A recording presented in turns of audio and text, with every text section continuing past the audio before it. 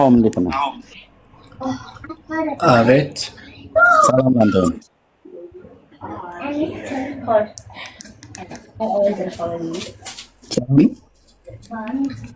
እኔ ነው? አዎ አንተ እና አሁን እኮ እያልኩ ነው። ኤርሚ አንተን ቤት በጣም ስፈልገው ነበር። አይገርምም? ደስ ብሎኛል ስላገኘው። ከየት ቤተ እምነት ነው ወንድማችን? ከኦርቶዶክስ። እንኳን ደህና መጣ። እንኳን ደህና ቆያችሁ። እንኳን አደረሳችሁ ደግሞ። እሺ እሱ ይዝለለን። አንተን እንደውም እንኳን አደረሰ ብዬ ልበልህ። አንተ እንኳን አብሮ አደረሰን። በረከት ነው። ለምኑ ነው ግን እንኳን አደረሰ ብዬ አልኩ ወይ ያልከኝ? እኔ ለቅዱስ ገብርኤል። ኦኬ ምን የሆነበት ነው ገብርኤል? መታሰቢያ። ኦኬ ከብርኬ ጋር ሲያወሩ ኦኬ ብርኬ አሎ እሺ ምን አድርጎ ነው የምታስቡት ዛሬ? ምን የሰራበት ቀን ነው? ምን የሰራበት ቀን? እሺ ወደ መልስ ከመግባቴ በፊት ቆሞስና መሪጌታ የሚባሉ ሰዎች የኦርቶዶክስ ሃይማኖት መላበስ ለብሰው አያለው፣ ግን ንግግራቸው ላይ ሲተቹና ሲያላግጡ እየሰማው ነው። ዳስናት ፌር። ኦርቶዶክሳዊ ክርስቲያን ስለሆኑ ነው። ኦርቶዶክሳዊ ባህላዊ ሳይሆኑ ኦርቶዶክሳዊ ክርስቲያን ስለሆኑ ነው። መጽሐፍ ቅዱሳዊ ኦርቶዶክሳውያን ስለሆኑ ተረት በሆኑ ነገር ላይ ሲቀልዱ ከሰማክ በቃ አያበሳጭም እሱ። አንተም ከዛ እንድትወጣ ነው። አሁን እነሱ ትክክል ካረከው እነሱ ይቅርታ ይጠይቁሃል። ትክክል ካላረከው ደግሞ እነሱ ትክክል ይሆናሉ ማለት ነው። በእግዚአብሔር ቃል ስናወራ እነሱ ወይ ትክክል ይሆናሉ ወይ ስህተት ይሆናሉ ማለት ነው። የራሳቸውን ከለር ይዘው መምጣት አለባቸው። የቤተክርስቲያኒቷን ኦርቶዶክስ ናቸው፣ ኦርቶዶክሳዊ ክርስቲያን ናቸው። እንደዚህ አይነት ኦርቶዶክስ የለም። እኛ እናውቃለን ማን ኦርቶዶክስ ማን እንዳልሆነ እኮ። በትምህርት አሁን ስህተት መሆናቸውን አሳያቸው። በጥቅስ ስህተት መሆናቸውን አሳያቸው። በጥቅስ ሳይሆን ስርዓት፣ መጀመሪያ እኮ ስነ ስርዓት ነው የሚቀድመው። እነዚህ ትልቅ የሃይማኖት አባት ተብለው መጥተው እዚህ ጋር ሌላውን ሃይማኖት መጽለፍ ውስጥ ከገቡ አንዴ ቆሞስ ኦርቶዶክስ ነው ታዲያ? ምን አልከኝ? ኦኬ ሰው ሰራሽ የሆነውን ትምህርት ነው እየተቃወሙ ያሉት። አዎ ይሄ ባህላዊና ይሄ ባህላዊ የሆነው ያን ፕሮቴስት ብለው ፕሮቴስታንቱ ከፈለጉ ተሐድሶ ብለው ወደ ተሐድሶ ሄደው የራሳቸውን የሆነ ቀለምና የራሳቸውን ይሆናል። እንደዚህ የምታወራው መጽሐፍ ቅዱሳዊ በመጽሐፍ ቅዱስ የማምን ኦርቶዶክሳዊ ነኝ። ኦኬ ያ ማለት እነዚህን ሰው ሰራሽ ትምህርቶች ነው የማይቀበሉት። yes ትክክል። በቃ አሁን ምን ታረጋለህ መሰለህ? እሺ ምን ታረጋለህ መሰለህ? አሁን ቆሞስ ልክ አለመሆናቸውን የእናንተ ይሄ የምታከብሩት በዓል እውነት መሆኑን አሳያቸውና ከዛ ይቅርታ ይጠይቁክ። ማሳየት ካልቻልክ ደግሞ ቆሞስ ልክ ናቸው ማለት ነው። በቃ አለቀ። አሁን ወደ ሐሳቡ እንሂድ። አንሚውት አድርገውና መጽሐፍ ቅዱስ ሐሳብ ላይ እናውራ።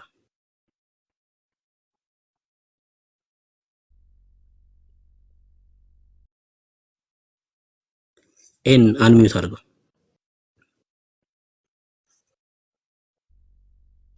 ናሆም ነው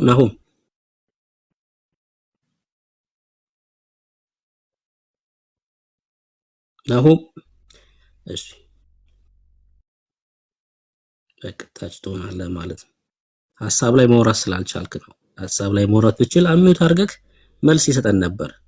አሁን ትልቁ ችግር ምንድነው? ኦርቶዶክስ አይደሉም ምናምን አይደሉም። ለምን? ሰው ሰራሽ ትምህርትን ስለተቃወሙ። ሌላ እኮ ምንም አይደለም። ናና እስኪ አንተ ኦርቶዶክስ ትክክል መሆኗን በእነዚህ ትምህርት አሳያቸውና እነሱም ሶሪ ይቅርታ ይጠይቁ። እንዴ በጣም እኮ ቀላል ነገር እኮ። አንተም ያመንከው መጽሐፍ ቅዱስ ያልሆነ ትምህርት ነው። አይገርምም?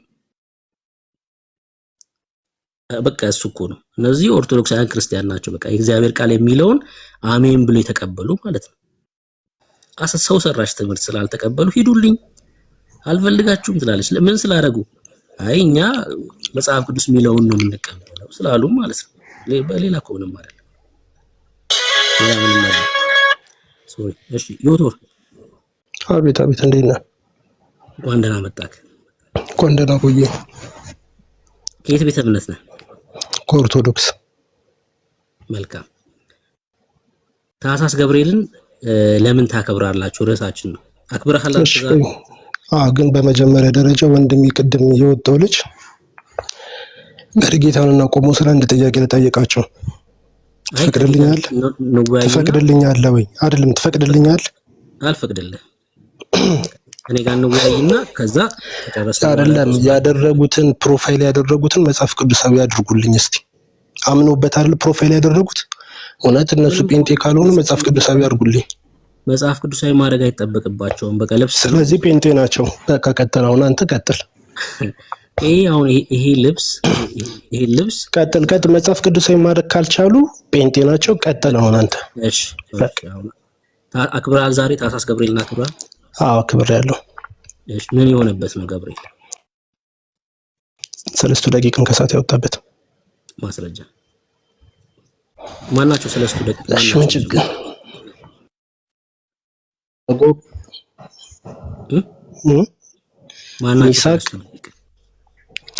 ማናቸው? 3 ደቂቃ ኦኬ።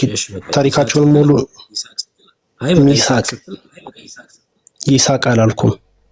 እሺ ይስሐቅ ነው ያልኩት። ይስሐቅ አብድናጎን ያልኩት። በቃ እሺ ወደ ባቢሎን ተማርኩ የተወሰዱት አለቀ። እሺ ገብርኤል እንዳወጣቸው አሳየኝ። ገብርኤል እንዳወጣቸው ናቡከደነጾር ምንድን ነው ያለው? በእሳቱ መካከል 3 ነበር የጠናቸው። በእሳቱ መካከል ሌላ አንድ የሚዞር አየው፣ ፊቱም ምን ይመስላል አለ። የአማልክትን ፊት ይመስላል ይላል። እኮ ንገረኝ አይደለም፣ ያንተን ታሪኩን ንገረኝ አይደለም፣ ጥቅሱን ነግረህ ገብርኤል መሆኑን አሳየን ያልኩህ።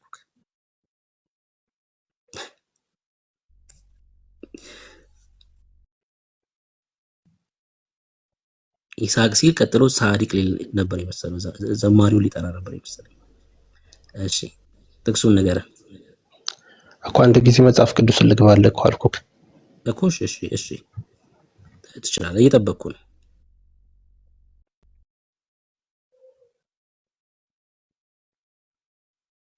ይሰማል? በደንብ ትሰማለህ። ይሰማል።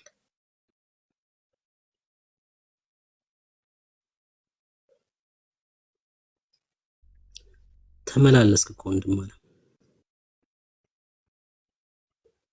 ቲክቶክ ለብቻ ነው መጽሐፍ ቅዱስን ልክ ሳውጣው ከቲክቶክ ስለማውጣበት ነው። ለዛ ነው ጥቅሱን ንገረን፣ እኛ እናነብልሃለን ጥቅሱን በቃ።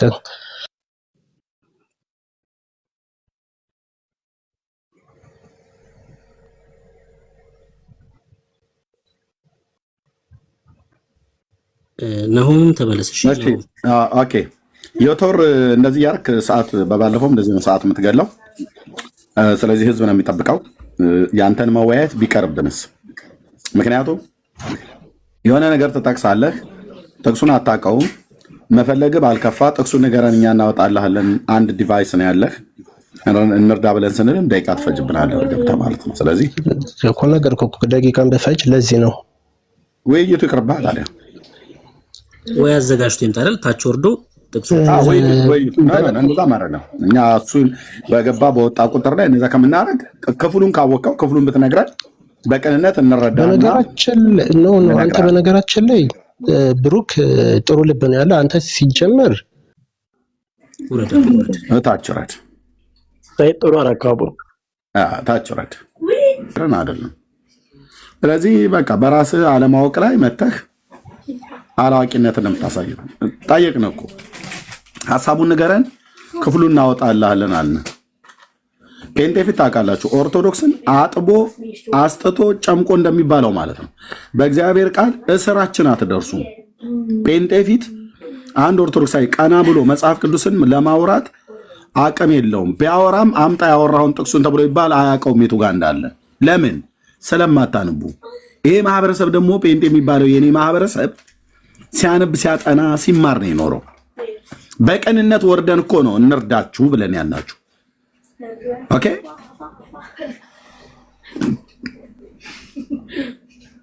በቀንነት ነው እንርዳችሁ። ክፍሉን ንገሩን፣ ክፍሉን እናውጣና ሐሳቡ ላይ ቶሎ ለመወያየት ብለን ያለው ማለት ነው።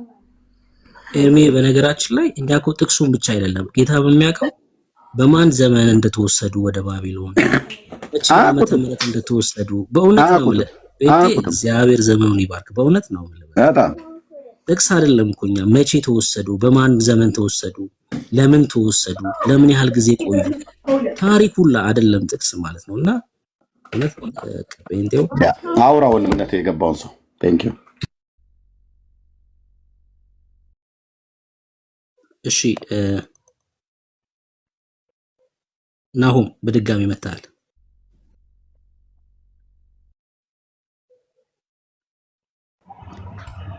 ወይ ብሩኬ እሺ በድጋሚ መጣል። እናውራበት፣ ሐሳባችንን እንግለጽ። አይ ቅድም ወርደ ነው ኮኛ አስወርደና አይደለም ርዕሱ ላይ ማውራት ከቻልክ መወያየት ከቻልክ መቀጠል እንችላለን። ርዕሶቻችን አይደለም አሁን መርጌታና ቆሞስ ርዕሶቻችን አይደለም። መጣል አሪፍ ነው ብዬ ነው። አጥርተን ከታች እያጠራን እንምጣና እናወራለን። ኢትስ ኦኬ። ምን አይነት ቻሌንጅ አቀረብኩልህ መሰለህ? እንማማራለን። ምን አይነት ቻሌንጅ አቀረብኩልህ መሰለህ ናኦሚ? አሁን በትምህርት አንተ የአንተን ትምህርት እውነት ካረከው ይኸው መርጌታም ቆሞስም አንሚት ያደርጉና ለተናገርነው ነገር ይቅርታ ይላሉ። አንተ ትምህርትን እውነት ካላረከው እነዚህ ደብተራዎች ናቸው። ተዋቸው፣ እንደሱ አይደሉም እኮ ወሬ ናቸው። እነሱን ተዋቸው። እኔ ካንተ ጋር ነው ምንም በላቸው ለማማማ ተራራው ናቸው። አይ አሁን አንተ በምትናገረው የሚበሳጭ የሚቆጣ የለም። አሁን እዚህ በቃ ክርስቲያኖች ናቸው እነሱ። አሁን ጥቅሱ ላይ ነው መበሳጨትም ካለብን እኛ ነው የምንበሳጨው። እኛን ልብስ ለብሰው ነው እዛ ጋር ያሉት፣ ግን አንድ ተራ ሰው ናቸው። ራሳቸውን ጀስት ኤክስፖዝድ አድርገውልናል። ሶ ዊ ዶንት ኬር በቃ ታችሁም በቃ አሁን በድጋሚ ገብቶም ልክ እንደዚህ ነው። በቃ ሐሳብ ላይ ማውራት መቆየት አይችሉም። አሁን መርጌታን ቆሞስን አበሳጭቶ ነገር እንዲናገር አይናገሩም። በቃ ምንም አይሉም። ምንም በላቸው አንተ ጀግናም አልካቸው ተራም አልካቸው ልዩነት አይመጣም። አይገርምም? በቃ ልዩነት አያመጣም። ጌታ አክብሯቸዋል እኮ በቃ አንተ አከበርካቸው አዋርድካቸው ምንም ለውጥ አያመጣም። በእውነት ነው የምላችሁ ምንም በቃ አንቱም አልካቸው አንተ በእውነት እኔ ሰው እንደውም ከዓለም ክብር ነው መቀበል የሌለበት አይደል? ከሙታን ክብርን አንቀበልም እኛ በእውነት አንቀበልም። ለምን ኢየሱስ እያልን እንዴት ያከብራል? ይሳደባል። እየተሳደበን ቢሆን ግን እንነግረዋለን፣ ጌታን እንነግረዋለን። አለቀ በቃ ችግር የለውም። አንተ እንደዛም እያልክ መወያየት ከቻልክ አሁንም መግባት ይችላል። እሺ እነሱን አታስቆጣቸው፣ ማታናዳቸው ምንም ብትል ማለት ነው ወንድም ማለት ማስረጃ ካለ ግን ከእግዚአብሔር ቃል ላይ ዘጠን ጥቅስ እነሱ ተሳስተዋል ብለን እኛም እንናገራለን፣ እኛም እንታረማለን። ማስረጃ ከሌለ ግን እውነት ያልሆነ ትምህርት ነው ያስከው ማለት ነው። እሺ አለቀ በቃ። ዓለም እኛን ካከበረችን ነው እንደውም እኛ ምን ጠራጠረው በእውነት ሙታን መተዋውን ለምሳሌ አስባችኋል? መሪጌታን ቆሞስን ካመሰገኑ ካጨበጨቡ ማለት ነው ወንጌል መስራት አቁመዋል ማለት ነው። ዓለም እኛ ላይ መቆጣት ነው ያለባት። ለምን ትምህርቷ እየፈረሰ ጨለማው እየተናደ ስለሆነ በቃ ይቆጣል፣ መጥቶ ይሳደባል ምናምን።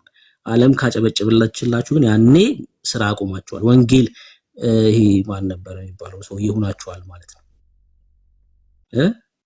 መላእክት አትናገሩ ምናምን የሚለውን ሰው ይሁናችኋል ማለት ነው። ዓለም ያጨበጨበልህ ከሆነ ወንጌል ስራ አቁማል ማለት ነው። እና ችግር የለውም ምንም ብትል እና እድል ሰጣለሁ። አሁንም የእግዚአብሔር ሐሳብ ላይ ማውራት ከቻልክ እድል ሰጣለሁ። ሌሎች ኦርቶዶክሳውያንም ግቡ። እሺ ግባ በድጋሚ።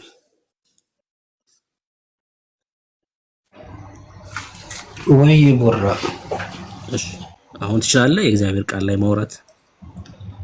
ማለት አጥርተን እንምጣ ብዬ ነው እንጂ እኔ ከነሱ ጋር ፐርሰናል የሆነ ችግር የለብኝም። በቃ ችግር ከሌለብህ ቃሉ ላይ እናውራና ከዛ ቀጥለን ከቃሉ በኋላ እነሱን መውቀስም ትችላለህ። ከዛ በኋላ እውነት ካረከው ትምህርት ማለት አረ ምን አወቃቀሰኝ አባቴ። ግን ነገሩን ነው እነዚህ ኦፊሻሊ ተከፍሏቸው ኤርሚ ከፍሏቸው አይ አንድ ኦርቶዶክሳዊ ቄስ፣ ዲያቆን፣ መምህር መጥቶ መነኩሴ፣ ጳጳስ የሚሆን መጥቶ ይህንን አርእስት ያደረግነው ላይ ቆመው እኛ ፊት ማውራት አይችሉም። ካሉ ግን ሲግቡ እኔም አለው ብሩኬም አለ መሪጌታም አሉ ቆሞስም አሉ። እዚህ መጥተው እስቲ ይናገሩ። እነሱ ያወሩ፣ እኛ እንስማቸው። ባወሩት ላይ ግን ጥያቄ እንጠይቃቸው። እውነቴን ነው ብዬ የምላችሁ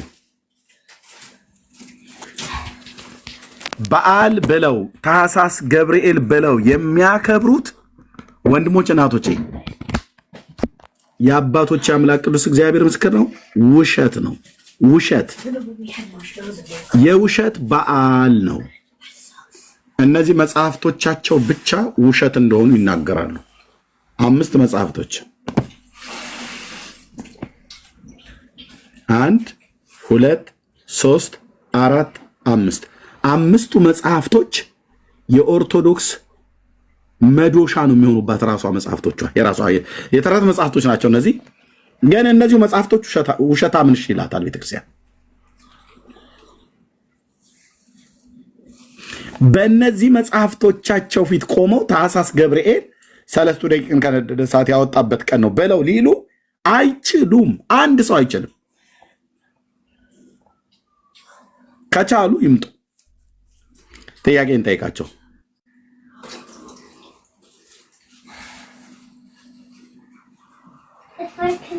አይችሉም። ለቤተሰቦቻችሁ አድርሱ። የወንጌል አማኞች የሆናችሁ ኦርቶዶክሳዊ ቤተሰብ ያላችሁ ስትደዋወሉ ዛሬ ገብርኤል ምን የሆነበት ቀን ነው ብለሽ ጠይቃት። ከነደደ እሳት 3 ደቂቅን ያዳነበት ነው ብላ ካልችሽ ድርሳነ ኪዳነ ምሕረት በሚባል በእናንተው መጽሐፍ ላይ ኤርሚያስ አሳይቶናል። የማክሰኞው ድርሳን ላይ ማርያም ነች ከነደደ እሳት ያወጣቻቸው ብሎ የሚለው ጽሑፍ አሳይቶናል ብላችሁ ጠይቋቸው። ደግሞ ከዛ ደግሞ ድርሳነ ኡራኤል ላይ የሚባለውም ላይ ደግሞ ኡራኤል ነው ያወጣቸው ብሏል ኤርሚያስ ብላችሁ ንገሯቸው። ይሄን ብቻ አይደለም፣ ደግሞ ራጉኤል በሚባለው መጽሐፍትም ላይ ደግሞ ድርሳነ ራጉኤል ላይ ራጉኤል ነው ያወጣቸው ደግሞ ብሎ የሚላል ከነደደ እሳት። ይሄን ብቻ አይደለም፣ ድርሳነ ሚካኤል ላይ ደግሞ ገብርኤል ማለት ሚካኤል ነው ያወጣቸው ብሎ የሚልም ደግሞ አሳይቶ ነው። ይሄው መጽሐፉን እያሳየው ማለት ነው። ይሄን ብቻ ሳይሆን ገብርኤል ነው ድርሳነ ገብርኤል ላይ ያወጣቸው ብላ ትላለች ቤተክርስቲያኒቱ ማለት ነው። ስለዚህ ቆንጅዬ ውሸታም ትምህርት ማለት ነው። ውሸት ሰው ውሸት ሲያወራ ውሸት ሲያከብር ይውላል። እነዚህ መጽሐፍቶች የማን ናቸው? የቤተ ክርስቲያኒቱ አንጡራ ሀብት እኮ ነው ብዬ የምልህ። ተናገር እውነቱን ማለት ያለ መረጃ የሚወራበት ቤት አይደለም። እዚህ ማርያም ነች ይላል፣ እዚህ ኡራኤል ነው ይላል፣ እዚህ ራጉኤል ነው ይላል፣ እዚህ ሚካኤል ነው ይላል፣ እዚህ ገብርኤል ነው ይላል። መጽሐፍ ቅዱስ ደግሞ እግዚአብሔር ነው ይላል። 6 ማለት ነው። 6 ማለት ነው። ለዩልን ኦርቶዶክሳውያን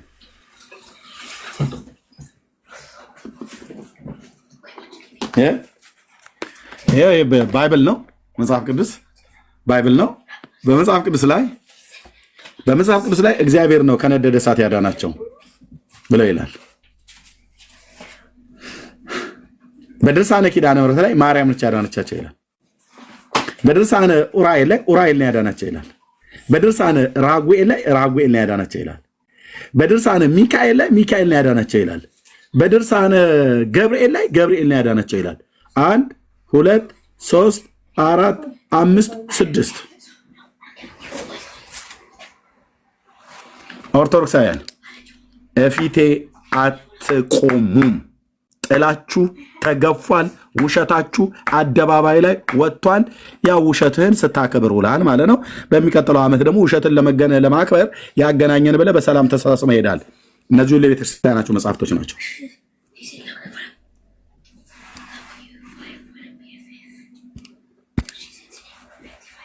እነዚህ ሁሉ የቤተክርስቲያናችሁ መጽሐፍቶች ናቸው።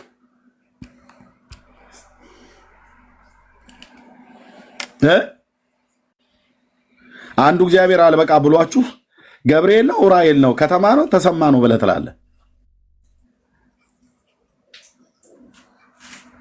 ደግሞ ከእናንተው ብሶ መታችሁ እኛ ነን በቃ እኛ ማለት የጥንቱ የጠዋቱ ባለድምት ምልክቱ አይነት ነገር ክርስትና ላይ በቃ እኛ ካልገባንበት ይጣፍጣል እንዴ ብለህ ትላለህ። ተረታም ትውልድ እኮ አልኩህ። ተረት ታቀፈህ አንዱ በአንዱ የማይስማማ ታሪክ ይዘህ ስታበቃ እኛ ነን ክርስትና እኛ ካልነካማ አይጣፍጥም ትላላችሁ።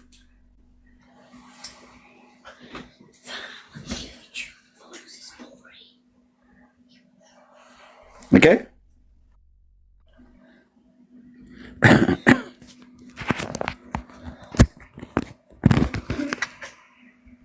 ልብ በሉ። ቴንክ ዩ። ምንድን ነው ያልከው? ጫሌው ምንድን ነው? ይሄ ልጆች ፀጉር ማስያዣ የሚጠቀሙበት ልጆች ማለት ነው። እና እዚህ ተጠየቅ። የሴቷ ልጅ የፀጉር ማስያዣ እዚህ አምጥታ ጥላው ነው። እና ተጠየቅ። እዚህ ግባ ነው ናውራ። ኦኬ ማርያም እናቴ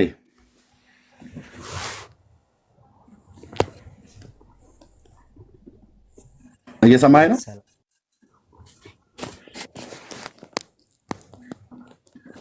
ሰላም ብያለሁ። እንዴት ነህ? መስኪን ከየት ቤተ እምነት ነው? ድምፅህን ትንሽ ከፍ አድርገው።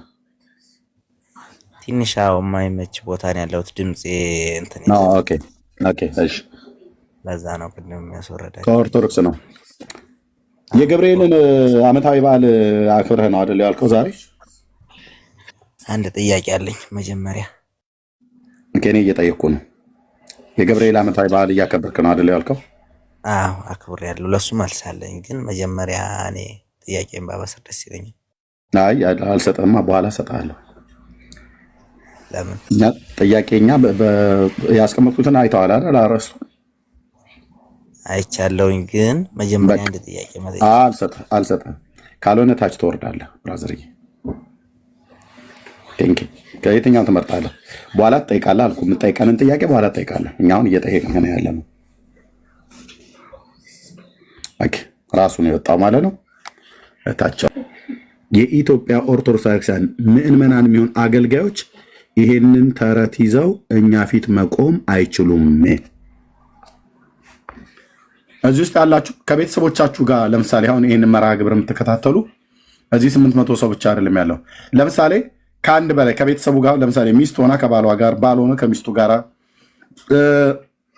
ወላጆች ሆነው ከልጆቻቸው ጋር አብራችሁ እያያችሁ ያላችሁ ሰዎች እስኪ 77 ቁጥር ጻፉልኝ። አጠገባችሁ አሁን ስታዩ ከእናንተ ጋር ሌላ ሰው አብሮ በእናንተ ዲቫይስ እያየ ያለ ሰው 77 ቁጥር ጻፉልኝ።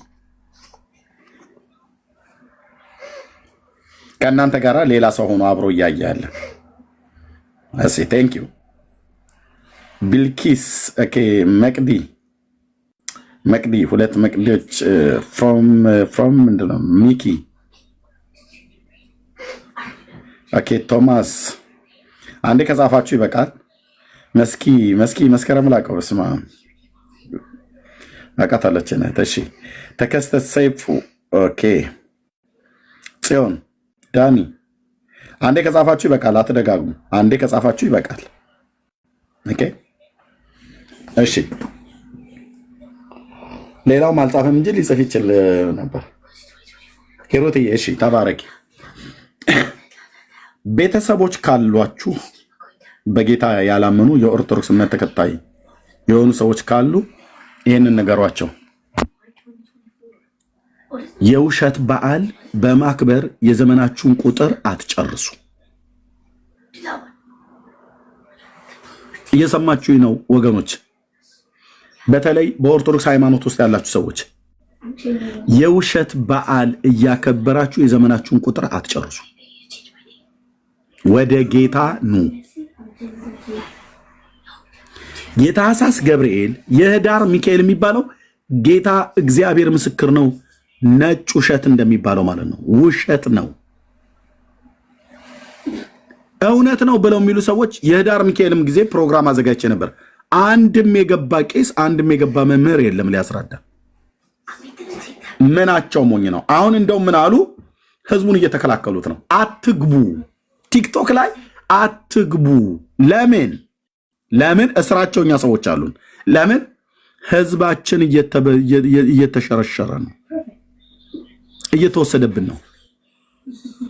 ወደ ሌላ ሃይማኖት ህዝቡ እየተጋዘ ነው። ምን እናድርግ ብለው ሲሉ ህዝቡን በየአቅጣጫው መናገር አለብን።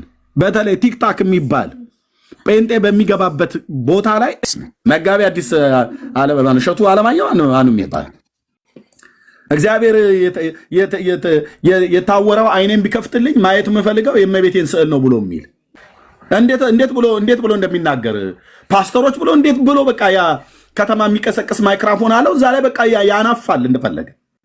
ለምን እነሱ ነበሩ እንደው መጥተው ይሄን ነገር ማስረዳት የነበረባቸው። እነሱ ነበሩ ይሄን ማስረዳት የነበረባቸው። ጴንጤ ባየ ቁጥር ጥላህን ጥላውን ሲሸሸው ሰሙ ደንብሮ እንደሚባል ጴንጤ ባየ ቁጥር ጥላችሁ እየደነበረ የውሸት በዓል እያከበራችሁ እስከ መቼ ትጨርሱታላችሁ? የዋሃዎች የሆናችሁ ወንድሞች ናቶቼ፣ በቃ መጽሐፍ ቅዱስ ማታነብ ከሆነ የፓስተሮች መጫወቻ ነው የምትሆኑ። መጽሐፍ ቅዱስ ማታነብ ከሆነ የቄስ መጫወቻ ነው የምትሆነው። መጽሐፍ ቅዱስ ማታነብ ከሆነ የአይሁድ ራባይ መጫወቻ ነው የምትሆኑት ወንድሞቼ። የአይሁድን ሕዝብ ከክርስቶስ የለዩት እነማን ናቸው? የሃይማኖት መምህራን ናቸው። ወይ እናንተ አትገቡ ወይ የሚገቡትን አታስገቡም ብሎ ያላቸው ማለት ነው ጌታ። ሕዝቡ ደግሞ የሃይማኖት መሪዎች ናቸው አይዋሹም ብሎ በሚል አመኗቸው። ታውቃለህ፣ ኢየሱስን እንኳን በአግባብ እንዳይሰሙት ጌታን ማለት ነው ያከላከሏቸው ነበረ። አትሂዱ፣ ወደሱ አትቅረቡ፣ ከገሊላ ናዝሬት የሚወጣ ነብይ የለም፣ በፍጹም እግዚአብሔር እንደዚህ አላለም ይላል ጌታ። እኮ ጌታ ከገሊላ ነብይ አላስነሳም ብሎ አላለም። የልበ ቅኖቹን የነ ናትናኤልን ልብ ሁሉ ያስከፉ እንደነኛ ሰዎች ናቸው። ቆይ እስቲ አሁን እኔ የቅዱስ ሚካኤል ወዳጅ መሆኔ ምንድን ነው ኃጢአቱ? ትችላለህ። ቆይ ስሰጥህ ታወራለህ። እሰጥሃለሁ። ስለዚህ ልብ በሉ፣ ጠብቀኝ፣ እሰጥሃለሁ። ልብ በሉ። አሁን ኦርቶዶክሳውያኑ ምን አሉ?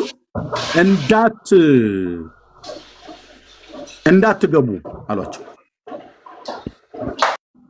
እንዳትገቡ የት? ጴንጤ ጋር ቲክቶክ ላይ እንዳትገቡ። ለምን? ይሳደባሉ አሉ። በፍጹም በፍጹም። ለምን? ህዝባችን እየሄደብን ነው።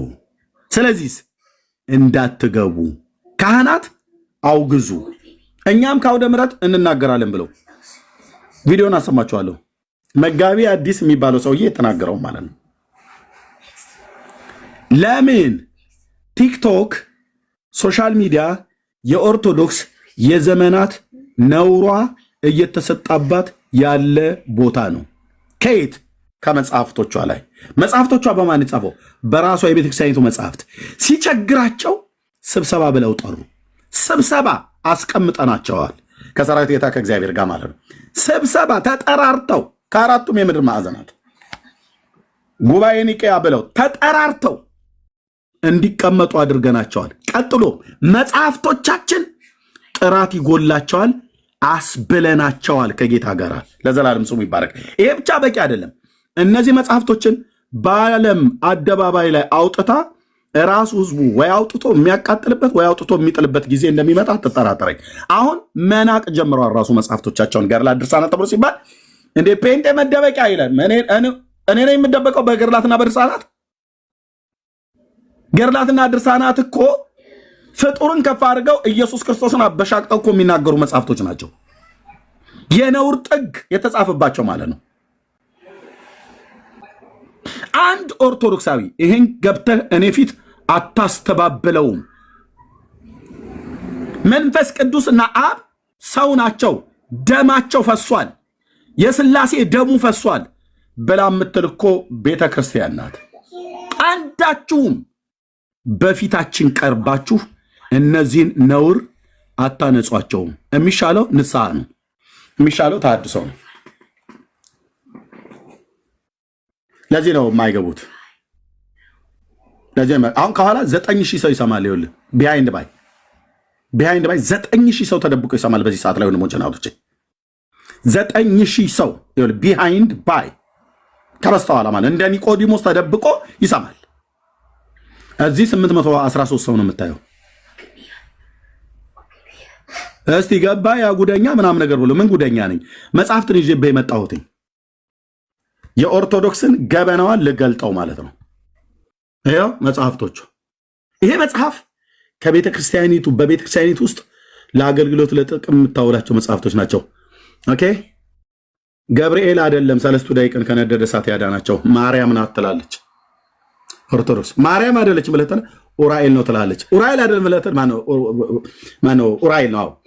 አይ አይደለም ብለተን ራጉኤል ነው ትላለች። እሱ አይደለም ብለተን ሚካኤል ነው ትላለች። ከዛ አይደለም ገብርኤል ነው ትላለች። እነዚህ 5 መጽሐፍት የራሷ አንጡራ የሆኑ መጽሐፍቶች ናቸው። በአምስት ውስጥም አምስቱም ከእሳት አውጥተዋቸዋል ሰለስቱ ደቂቅን ብላ ትላለች። መልሳችሁ ምንድን ነው? እሺ ሄኖክ ነው አዶኖ እንዴት ነው ማለት ነው? አንተ ከድርሳነ ገብርኤል ሌላ መጽሐፍ ላይ የት አግኝተህ ነው? ድርሳነ ገብርኤል ላይ አለ ሰለስቱ ደቂቅን ያዳናቸው በዛሬው ቀን ገብርኤል ነው። በተረፈ ሚካኤል የራሱ ስራ ነው ያለው፣ የራሱን የምናነግስበት የዳር ሚካኤል እና ሰኔ ሚካኤል አለ። ይሄን አየው ይሄን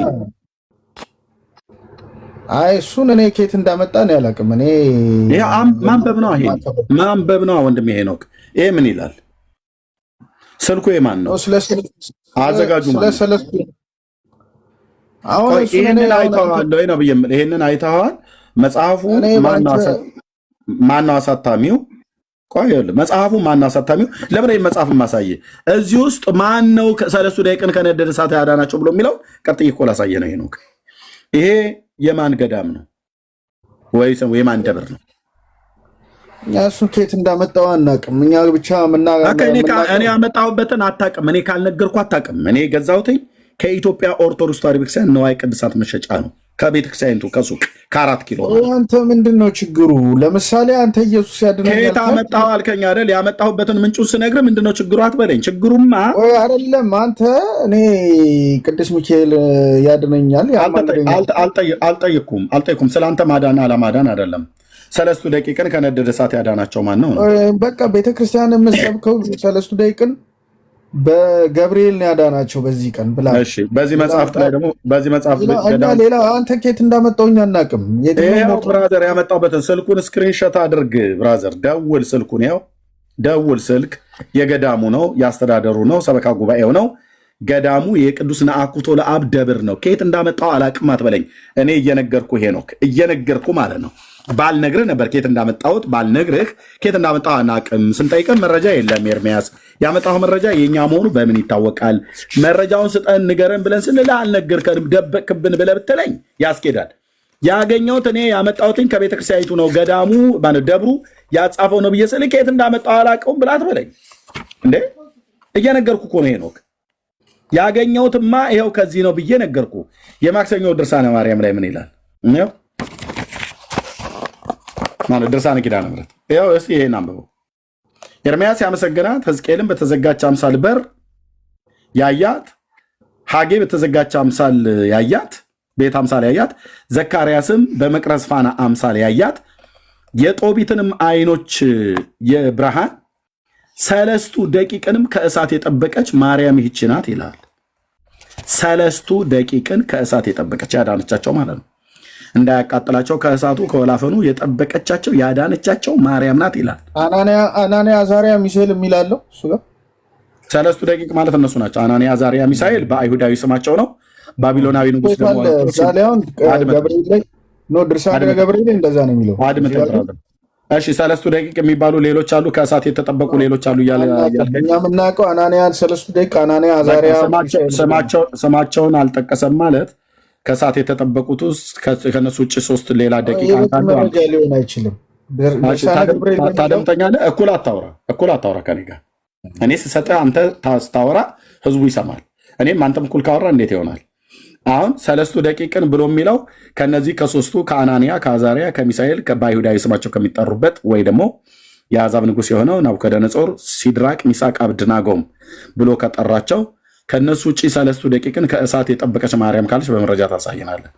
እኔም አውቀው በቤተክርስቲያኒቱ ሰለስቱ ደቂቅን ከነደደ እሳት የጠበቀቻቸው ማርያም ናት ይላል። ይኸው ድርሳነ ኪዳነ ምሕረት የማክሰኞ ገጽ 120 ድርሳነ ኪዳነ ምሕረት ብሎ ነገር የለም ሲጀመር። ይኸውልህ ይሄ የማንም ነጋዴ እንትን ላይ ያባለውን ይዘህ ድርሳነ ገብርኤል የሚለው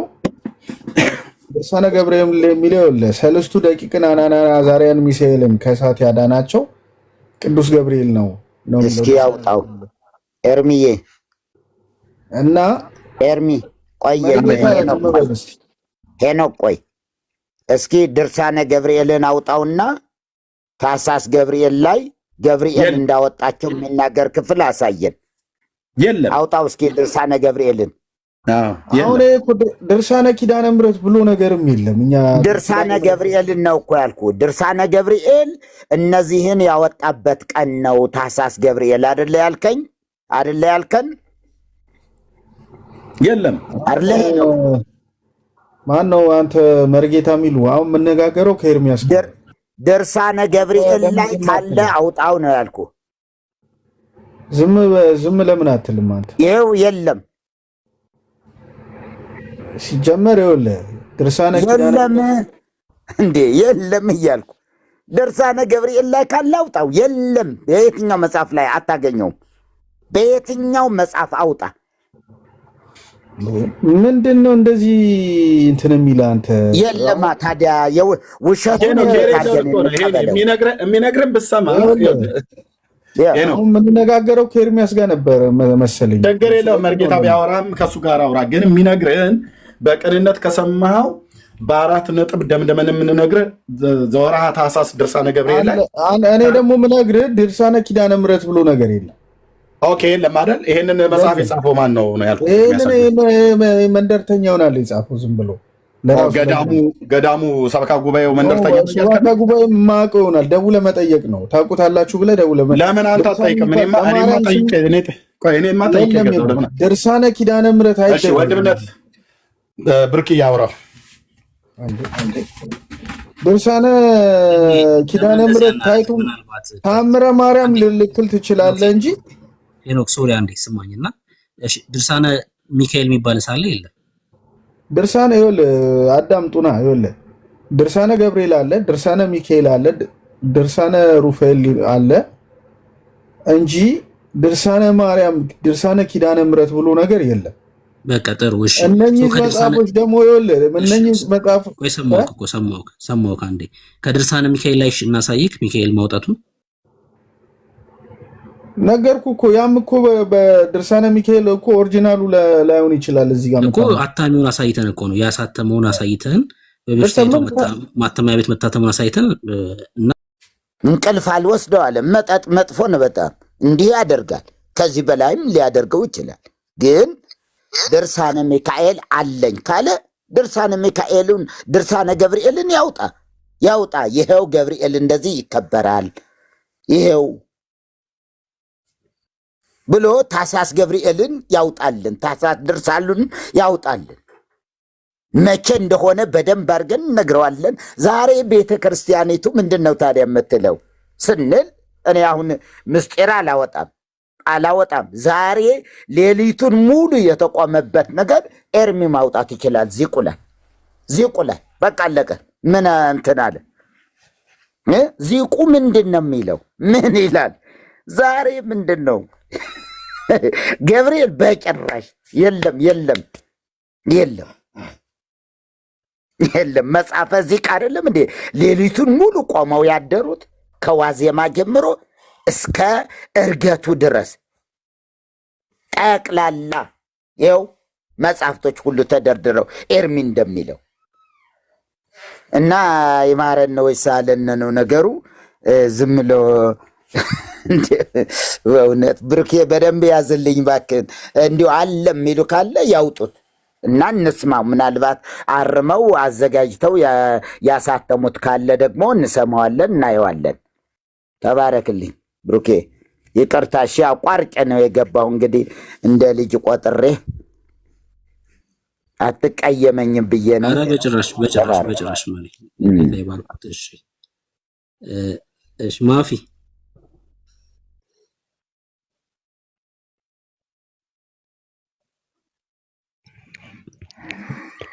ሰላም ኤርሚያስ ማናገር ፈልጌ ነበር።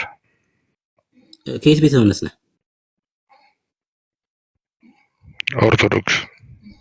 እሺ አለ ኤርሚ አለኝ። እሺ ካለ ካስገባኝ ሲል የነበረው ወንድም እንዴ። ኦኬ እሺ ችግር የለም። ቀወጥ ወረደ ምንድነው አለው ስትል ወረደ። ናንጂ ገባ ወዳጅ የለም ብለን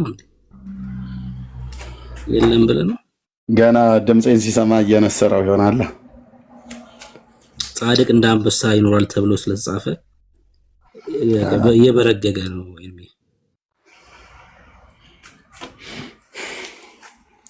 ኦኬ እኔ ለወገኖች የምናገረው ከኦርቶዶክስ የተረት ስርዓት ዳኑ ብዬ ስናገር ስም ለማጥፋት አይደለም። እቺ ቤተክርስቲያን በተረት ውስጥ ተቀምጣ በተረት ውስጥ ኖራ ትውልድን በተረት ለመግደል እና ፍጻሜያችሁን ለማበላሸት ታጥቃ የተነሳች ቤተክርስቲያን ናት። ልብ በሉ። ለዚህ ደግሞ ምስክር በራሳቸው በቤተክርስቲያኑ ሊቃውንት አፍ ሊክዱት የማይችሉትን የመጽሐፍቶች ገለጻ አሳይቻለሁ። እዚህ ያሉ ወንድሞቼ እና እህቶቼ አሳይተዋል። ግማሹ በመጽሐፍ እንደ መርጌታ አይነት በመጽሐፍ ስልጠና በመስጠት እንደዚሁም በአደባባይ ላይ ስብከቶች ሁሉ ጭምር መጽሐፍቶቻቸውን አሳይተናል። ነውር፣ የነውር ትምህርት፣ የውሸት ትምህርት በቤተክርስቲያኒት ውስጥ እንደተጠቀጠቀ ማናቸውም ህሊናቸው ያውቃል። ከዚህ የተነሳ አሁን እርስ በርስ እየተጠዛጠዙልህ ነው ማለት ነው። ምን ብሎ በሚል እንደዚህ ብሎ በሚል ከዚህ በኋላ ቪዲዮችን ትንሽ ስለማይገቡ እንደዚህ ብሎ በሚል እየተነታረኩ እየተጨቃጨቁ እየተደባደቡ እየተጣለዙ ሁሉ ጭምር ነው። ጥሩ ነው። አየህ፣ ጥሩ ነው። ኦኬ ኦኬ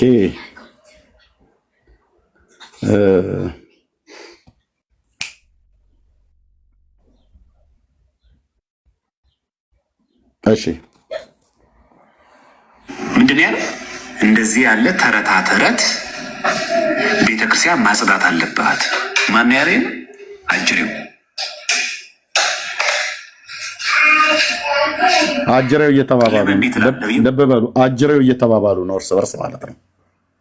በዋና ስም እንኳን መጠራት አቅቶታል። ኢዮብ መኮንን የሚባለውን ሰው ነው አጅሬው እያለ የሚጠራው ማለት ነው።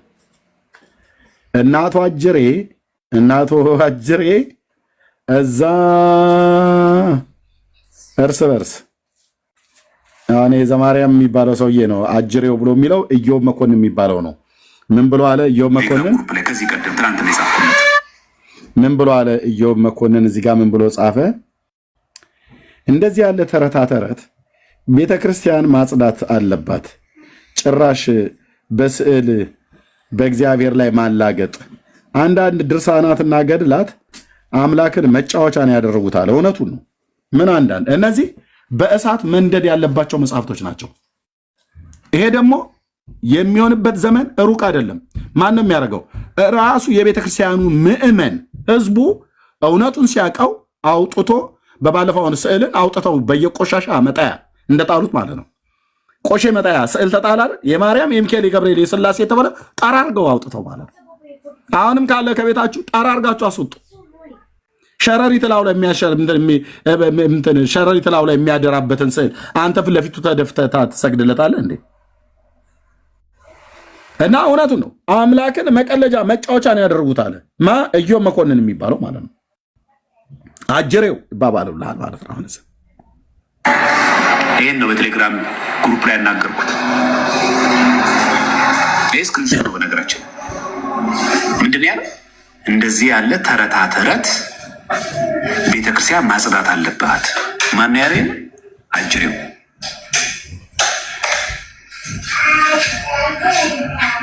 ለምን እንዲህ ትላለህ? በቴሌግራም ግሩፕ ላይ ከዚህ ቀደም ትናንት ነው የጻፍኩት። እንደውም ላልፈው ነበር የፈለግኩት አንዴ ስላናገርኩት ምናልባት ከተማረበት ይበቃል ብዬ ነበር ያለፍኩት። በዚህ ልክ ከመጣ ደግሞ ከመጣሽ ማርያም ታምጣሽ። ይኸውልህ ማን ነው እንደዚህ ብሎ መጻፍ መብት ያለው? ተረታ ተረት ብሎ የመናገር ስልጣን የሰጠው ማን ነው?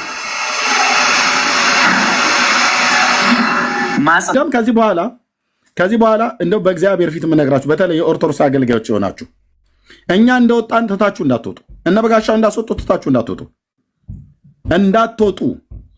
እዛው ሆናችሁ ለህዝቡ መስቀል እያሳለማችሁ ታቦትም ብለው የሚሉትን እየተሸከማችሁ እዛው ሆናችሁ ውስጥ ለውስጥ ነው ወንጌሉን መስራት። የምን ትቶ መውጣት?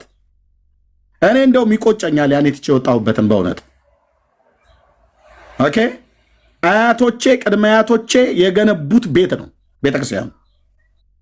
የምን ትቶ መውጣት ስም እየለጠፉ ትቶ መውጣት የሚባል ነገር የለም። ምንም የማያውቁ ህፃናትና ምንም የማያውቁ እናቶች አባቶች ገረገራ ጥግ ስር ተደብቀው ማነው ተጠልለው ደረታቸውን እየደቁ ጌታ መድኃኔዓለም እያሉ የሚያለቅሱትን ያንን ህዝብ ለመታደግ ከዛ መውጣት የለባቸው። ለምደዋል እነሱ ማስወጣት። ከዛ ያልሆነ ስም ይሰጣሉ። ካወጣን በኋላ መናፍቃናቸው ስንዴ ፈልገው ነው እንትን ፈልገው ነው ገንዘብ ፈልገው ነው ሆዳቸውን ወደው ነው። ሆዳምነት ካስፈልገው ኦርቶዶክስ ቤተክርስቲያን ውስጥ ነው ያለው። የሚበላ ነገር ከተባለ ማለት ነው። ሰንበቴው የት ነው ያለው? ማህበሩ የት ነው ያለው? ተስካሩ የት ነው ያለው? ክርስትናው የት ነው ያለው? ኦርቶዶክስ ነው። ሙሉ ወንጌል ብትመጣ ክርስትና የለ፣ የሙት ዓመት መታሰቢያ የለ፣ ተስካር የለ፣ ማህበር የለ፣ ምንም ነገር የለም። ስለዚህ ትታችሁ እንዳትወጡ ወይ መታደሻዋ ወይ መፍረሻዋ ደርሷል እቺ ቤተክርስቲያን። ኦኬ ወይ መታደሻዋ ጌታ በጣም ብዙ እድል ሰጥቷታል። እነሱም ገብቷቸዋል፣ አውቀዋል። ወይ እንደ ህንድ ቤተክርስቲያን ለሁለት ነው የምትከፈለው፣ ወይ ደግሞ በትንትናቸው ነው የምጠፋው። ራሳቸውም ብለዋል። በዚህ መሰረት ይኸውልህ፣ ቆይ እኔ ያለ መረጃ አላወራም። ራሳቸውም ብለዋል። የመበታተኑ ነገር እኔ አይደለሁም ሟርት እያሟረትኩባቸዋለሁ። እኔ ሟርተኛ አይደለሁም። እዚህ ጋር ያሉትን ስሙ። መረጃ ተብሎ የተጠራችሁት ምን ገጥሟት ነው ቤተክርስቲያን? ዝክረ ኒቅያ ተብሎ የተጠራችሁት ምን ገጥሟት ነው ቤተክርስቲያን? ምንስ አዲስ ነገር የጉባኤ ቤት መምህር ናቸው ወይስ የነበረው ምን ላልቶባት ነው ብዬ ነው። ይሄን ያክል በኒቅያ ጉባኤ ስም ተሰይሞ የተጠራችሁት? ጥሩ ነው። ዝክረ ኒቅያ ያው ይታወቃል። ዓለም አቀፍ ጉባኤያት አንዱ ከዓለም አቀፍ ጉባኤያት አንዱ ነው። ኦርቶዶክስ ተዋሕዶ ቤተክርስቲያን የምትቀበላቸው 3 ጉባኤያት አሉ። ከነዛ ዝክረ ኒቅያ ነው። አንድ ችግር የተቀረፈበት ጉባኤ በዚህ ዘመን የተዋረደ ምን አለ? ማን ያዋረዳችሁ? መዋረዳችሁንም ማመን ተገቢ ነው። የጉባኤ ቤት መምህር ናቸው። ልብ በሉ። ይሄ ዝም ብሎ የሚሯሯጥ ሴትና ጎረምሳን ተው። ከጫቱና ከቡናዋ ላይ ተነስታ መጣ የምትጫጫን እሷን ተዋት። ሊቃውንቱ ምን ይላሉ? ከላይ ጳጳሳቱ ምን ይላሉ? ከላይ ያሉት የቤተክርስቲያን መሪዎች ሊቃውንት የሚባሉት ምን ይላሉ? ምን አሉ? የጉባኤ ቤት መምህሩ በዚህ ዘመን ቤተክርስቲያን እንደዚህ ተዋርዳ አታውቅም አሉ። ማን ያዋረዳት? ያው የፈረደበት ጴንጤ ነው የምትሉት አይደል? ማን ያዋረዳት? እኔ ልናገራ እንደ ቀድሞ ልጅነቴ ያዋረዳት ለሆዳቸው የሚኖሩ ጳጳሳትና አገልጋዮች ያዋረዷት በአቢሾ የደነዘዙ ሰዎች የጻፉት መጽሐፍቶቿ ናቸው። እሺ ምን አለ? የሊቃውንቱ የመሰብሰብ ጉዳይ ነው እንግዲህ ዝክረ ኒቅያ ወይም የኒቅያን ጉባኤ መታሰቢያ ተብሎ የተጠራውና ምን ገጥሟት ነው ለሚለው ምን ያልገጠማት አለ የሚለው ነው መስሚያ ነው። እንደ ኢትዮጵያ ቤተክርስቲያን በዚህ ዘመን የተዋረደ ምን አለ? አዎ ይህ መዋረዱ ምን ማለት ነው? የነበራትን ክብር ከማጣት አልፎ ልጆቿን በሙሉ እያጣች ያለችበት ወቅት በጣም ችግር ከነበራት ክብር ዘግጣ ማለት ነው። ያ ተሰሚነቷ ያ ትልቅነቷ ልጆቿን ሁሉ እያጣች ነው። ወዴት ሄዱ ልጆቿ? ልጆቿማ እኛ ነና። እንደ እናት እማዬ እዚህ ጋር ችግር አለ ብለህ ስል ወጣ እያለ የቷም ተባሩት።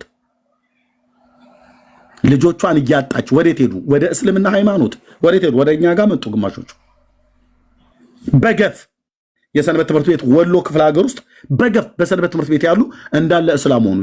የቄሶች ሚስቶች እስላም ሆኑ፣ ሰለሙ። ቪዲዮ አለን፣ መረጃና ማስረጃ። የጨው ገደል ሲናድ ሞኝ ይስቃል። ወሎ ጴንጤ የሆኑት ሜት አርጊ ሂጂ። እንደውም አንቺ ታች ሄደሽ ስራሽን ስሪ። እታች ራጅ ኦኬ። ልብ በሉ። ልጆቿን ምን ወሰዳቸው? ሳይሆን የመበታተን ነገር ነው የሚታይብን አሉ። በጉባኤ ቤት የጉባኤ ቤት መምህር ናቸው። በጉባኤ ቤት ሊቀ ሊቃውንት ከሚባሉት መካከል ተጠርተው የመጡ ናቸው። የሊቃውንት ጉባኤው ስብሰባ ላይ ከተገኙት መካከል አንዳቸው ናቸው። በጉባኤ ቤት ማለት ያው በአብነት ትምህርት ቤት ማለት ነው። በዜማ ትምህርት ቤት፣ በመጽሐፍ ትምህርት ቤት አሞሎ በቃ የመበታተን በገዳሙ የመበታተን በትምህርት የመበታተን ማርያም ጥንተ አብሶ አለባት የለባትም ተብሎ 21 ሊቃውንት ተጠይቆ 21 መልስ የሚመልስበት ልጆቿን ሁሉ እያጣች የት ሄዱ ልጆቿ? ማን የወሰደባት ልጆቿን? እንዴት ሌሎች ሃይማኖቶች ልጆቿን ሊወስዱባት ቻሉ? ልጆቿ ከሷ ምን ስላጡ ነው ትተዋት የሄዱት? እናትየዋ ምን አላቀረበችላቸው እንዴ? ፍሩሽካና አሰስገሰስ እየበላ ህዝቡ አይቀመጥም።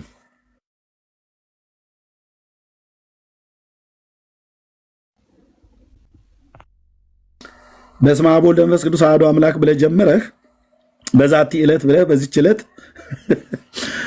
እናታችን ወለተ አረጋዊ የተወለዱበትና የተጸነሱበት ብለህ አማርኛ ጎትተህ የምታቆየው ትውልድ የለም። ብፁዕ አቡነ ኤርሚያስ እንደተናገሩት ማለት ነው። ምን አሉ እሳቸው? እኔ አሁን ትልልቆቹ የሚያወሩትን ነው የተባሉት፣ ግን ምን እያሉ ነው? ከዚህ በኋላ የአባቴ እምነት ነው በሚል ብቻ የሚከተለን ሰው እንደማይኖር እርግጠኞች ሁኑ። 4 ነጥብ። ቆይ ብፁዕነቶ አንዴ የያዙት ኦርቶዶክስን የአባቴ እምነት የእናታችሁ እምነት እያላችሁ በህዝብ ላይ ያላገጣችሁ ህዝቡም በእናንተ ላይ ያላገጠ የኖረችሁበት ዘመን ይበቃል። አሁን ከዚህ በኋላ አሉ እውነት ነው አይተውታል። በደንብ ሸቷቸዋል። በደንብ ማለት ነው። ምን አሉ? ከዚህ በኋላ የአባቴ እምነት ነው በሚል ብቻ የሚከተለን ሰው እንደማይኖር እርግጠኞች ሁኑ። እኔ አባቴ፣ አያቴ፣ ቅድመ አያቴ ክርስቲያን ስለሆነ ክርስቲያን ሆንኩ የሚል ትውልድ ከዚህ በኋላ አይመጣም። የእናንተ ልጆች እንደናንተ ሆነው አይመጡም። ዝም ብለው መረዳት ይፈልጋሉ። ኦኬ፣ ቤተሰቦቻቸው እንዴት ነው የመጡት? በደመ ነፍስ። እዚህ አሁን ያለ ኦርቶዶክሳዊ ይሄ ዝም ብሎ ታቦት ፊት ምንጣፍ የሚያነጥፍ በደመ ነፍስ ነው። እናቱ ኦርቶዶክስ ነበረች፣ አባቱም ኦርቶዶክስ ነበር፣ እሱም ኦርቶዶክስ ሆነ። አያቱ ኦርቶዶክስ ነበሩ፣ አባትየው ሆነ። ቅድመ አያቱ ኦርቶዶክስ ነበሩ፣ አያቱ ኦርቶዶክስ ሆነ፣ አባትየው ኦርቶዶክስ ሆነ፣ ልጅየውም ኦርቶዶክስ ሆነ። እንደ አፋር ግመል ተያይዞ መሄድ ብቻ። እውቀት ዜሮ፣ ኔፓ የለም፣ ምንም። በስመ አብ ወወልድ ወመንፈስ ቅዱስ አሐዱ አምላክ ብሎ በቃ ማማተብ እንኳን በአግባቡ የማይችል ማለት ነው። እንኳን 5 ዓመት ሚስጥርን ሊያውቅ ቀርቶ አይደለም ነገር ቤተክርስቲያን ነገር ቅዱሳንን እንደዚህ ነገር እግዚአብሔር ሊማር ቀርቶ አይደለም አያውቀውም። እስከ ዛሬ ድረስ የመጣው የአባቴ እናቴ እያለ ተከትሎናል። ከአሁን በኋላ ግን እንደዚህ የሚከተለን ትውልድ የለም አሉ። ለምን? ጠያቂ ትውልድ እየመጣ ነው። ለምን? ጴንጤው በምስራቅ በምዕራብ በሰሜን በደቡብ እያርገበገበ መጽሐፍ ቅዱስ እየጠየቀ ነው። እዚህ ደግሞ አሁን እንደዚህ ቤት ከፍተን ስናወራ የምትመልሱት መልስ ስታጡ ህዝቡ እየሰማ ነው እዚህ ያለው ማለት ነው። ይታዘባል። አሁን በጣም ብዙ ኦርቶዶክሳውያን እዚህ ቁጭ ብላሉ። እዚህ 723 ሰው ብቻ አይደለም፣ ቢሃይንድ ባይ 9000 ሰው እየሰማ ነው። አሁን ይህን ላይቭ ይህን መርሃ ግብር ቀጥታ ማለት ነው እየሰማ ነው። አንተ ስጠይቀን እኛ ጴንጤዎች ሆነን መልስ ስናጣ እየሰማ ነው ህዝቡ፣ እያገናዘበ ነው። እኛ ጠይቀን መልስ ስታጣ የታህሳስ ገብርኤል ለምረም ታከብረው ተብለህ ስትባል ህዝብ እየሰማ ነው። ተሳድበህ ስትወጣ ህዝብ እየሰማ ነው። አላቅጠህ ስትወጣ ህዝብ እየሰማ ነው፣ ያያል። ስለዚህ እኔ እንኳን በቅርብ እንኳን ወደ ጌታ የመጡ በጣም ብዙ ቤተሰብ አየን አስገብታችሁ ስታወሯቸው ከስድብና ከእርግማን ውጭ ሌላ ነገር ሊናገሩ አልቻሉም። ስለዚህ እኔ በቃኝ፣ ከዚህ በኋላ እዚህ መቀጠል አልፈልግም፣ ህይወት የሆነውን ጌታ መቀበል ፈልጋለሁ፣ ጸልይልን ያሉ ወንድሞች በጣም ብዙዎች ናቸው። ብፁዕነታቸው ግን ምን ይላሉ? የእሳቸውን መልእክት እንጨርስ። ከዚህ በኋላ የአባቴ እምነት ነው በሚል ብቻ የሚከተለን ሰው እንደማይኖር እርግጠኞች ሁኑ። እኔ አባቴ አያቴ ቅድመ አያቴ ክርስቲያን ስለሆነ ክርስቲያን ሆንኩ የሚል ትውልድ ከዚህ በኋላ አይመጣም። አምላኩን የሚያውቅ ህዝብ እንድናፈራ ሰንበት ትምህርት ቤት እናስገባለን። የእስካሁንማ ዝም ብሎ በይጠጪ ነው። በቃ ዝም ብሎ የሚኖር ዝም ብሎ ለመሞት የተዘጋጀ ማለት ነው።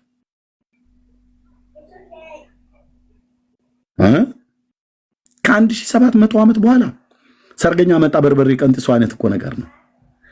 ብፁዕ አቡነ ኤርሚያስ እንዲህ አሉ። እሺ አቡነ ሌላኛውስ ምን አሉ? ሁሌ የምናሳያችሁ የኚህን ቪዲዮ የኚህን አባት ቪዲዮ ሙሉን ነው የምፈልገው ፕሊስ። እንደዚህ መዝሙሩ ምናምን ነገር ሳይገባ ሙሉን ነው የምፈልገው ያላችሁ ሰዎች።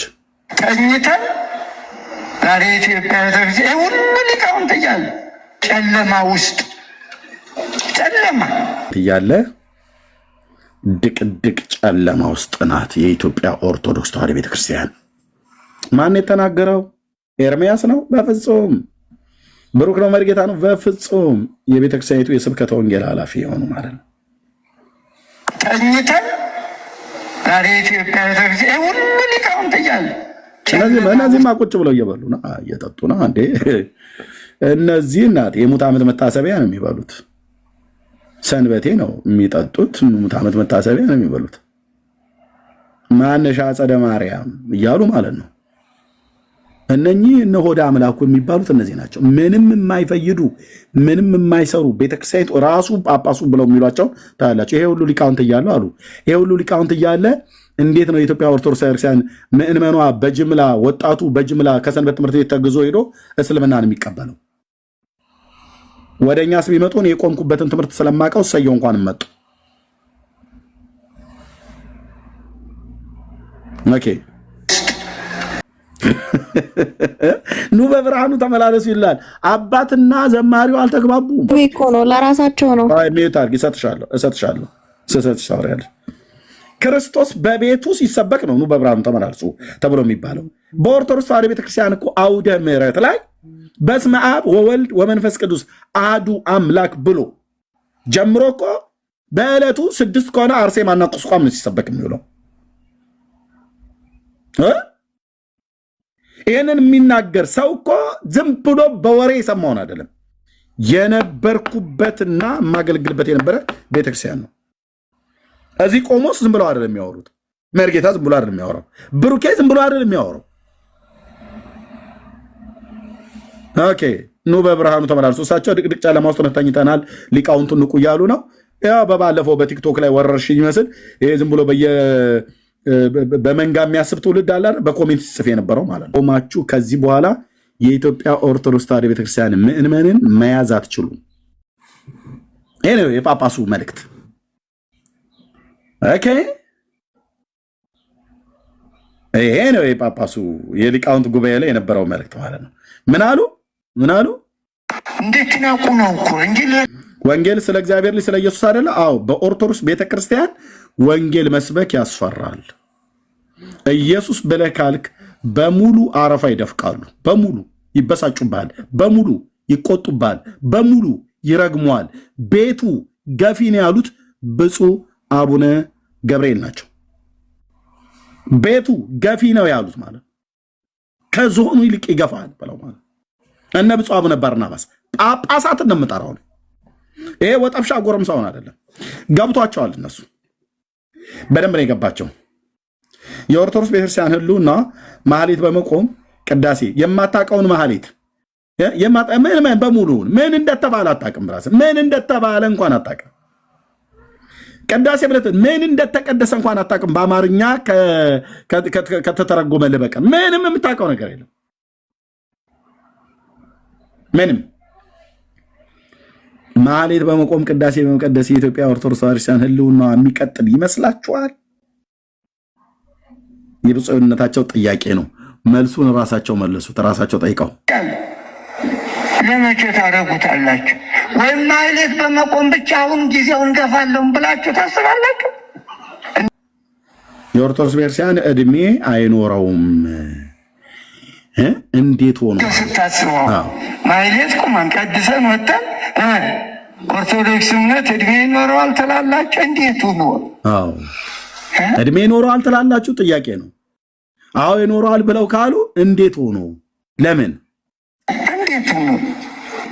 ንቁ፣ ጸልዩ፣ ወንጌል ስበኩ፣ አትፍሩ። ወንጌል ስበኩ፣ አትፍሩ።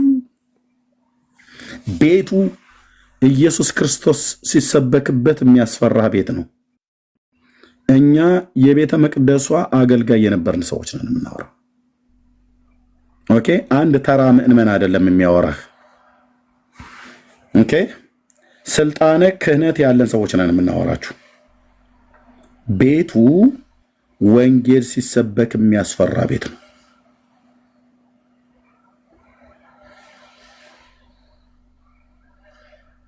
ወንጌል ስበኩ አትፍሩ ተብሎ የተባሉት ማን ናቸው? ሊቃውንት ተብሎ የተባሉት ናቸው። ማን ነው የሚፈሩት? ምእመኑና። ለምን? አሁን ቆሞስ አሉ እዚህ። ኦኬ፣ እኛውን እዚህ ትልቁ ላይ ያረኳቸው የምታያቸው የደብር አስተዳደር የነበሩ ሰው ማለት ነው። ጳጳስ ከሌለ ማን ኤጲስቆጶስ ከሌለ እሳቸው ታቦት ባርከው ቤተ ክርስቲያን ቅዳሴውን፣ ስርዓቱን፣ የሚደረገውን ነገር ሁሉ ባርከው ማድረግ ይችላሉ። አቤት እኚህ ትልቁ ላይ የምታያቸው ማለት ነው። ወንጌል በመስበካቸው ነው። ቅድም ገብቶ ምን አባታቸው ምናምን ነገር ሲል የነበረው ማለት የት ያውቃቸዋል? እሳቸው የት ያውቃቸዋል? መርጌታ ትልቁ ላይ ያደረኩት ማለት ነው። እነዚህ ሰዎች አሁን በእድሜም በእውቀትም ማለት ነው እኔ እንኳን ራሱ ኤርሚያስ አልደርስባቸውም። በቤተክርስቲያኒቱ መጽሐፍት፣ በቤተክርስቲያኒቱ የሙያ ትምህርት ማለት ነው፣ በስልጣናቸውም ጭምር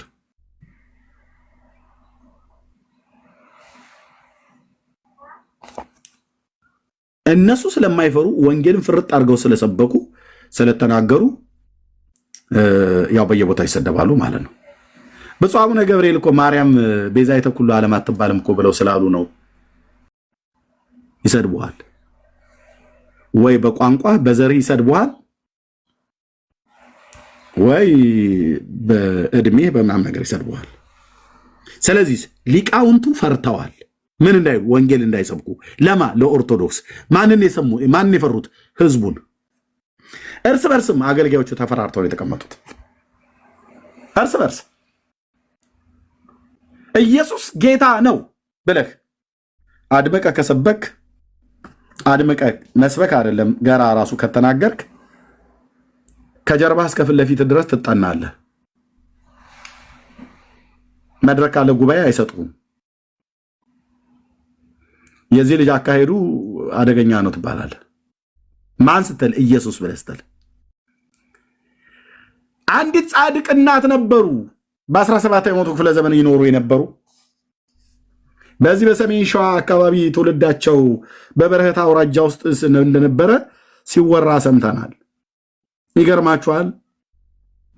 የእኚህ እናት ደግነታቸው፣ በረከታቸው በህዝበ ክርስቲያኑ ላይ ይሁንና እንደው አሁን ብዙ ጊዜ የገጠር ልጆች እንደኔ አይነቱ የገጠር ልጅ የከተማ ልጆች አራዶች ናቸው ምናምን ነገር ተብሎ የሚባሉት እሺ ያታሉ። አንተ አራዳ ልጅ ሆነ የጠመጠመ የሆነ ሰውዬ እንዴት ጢባ ጥቤ ጮትብሃል በተረት። ይሄማ ጉዳይ አይነፋም ብለህ በወጣቶቹ ንግግርም ትላትልም እንዴ? አይ ወደዛ በላትልም። ነገሩ አሁን መጥቷል። አሁን ትውልዱ መጥቷል። በደንብ ገብቶታል።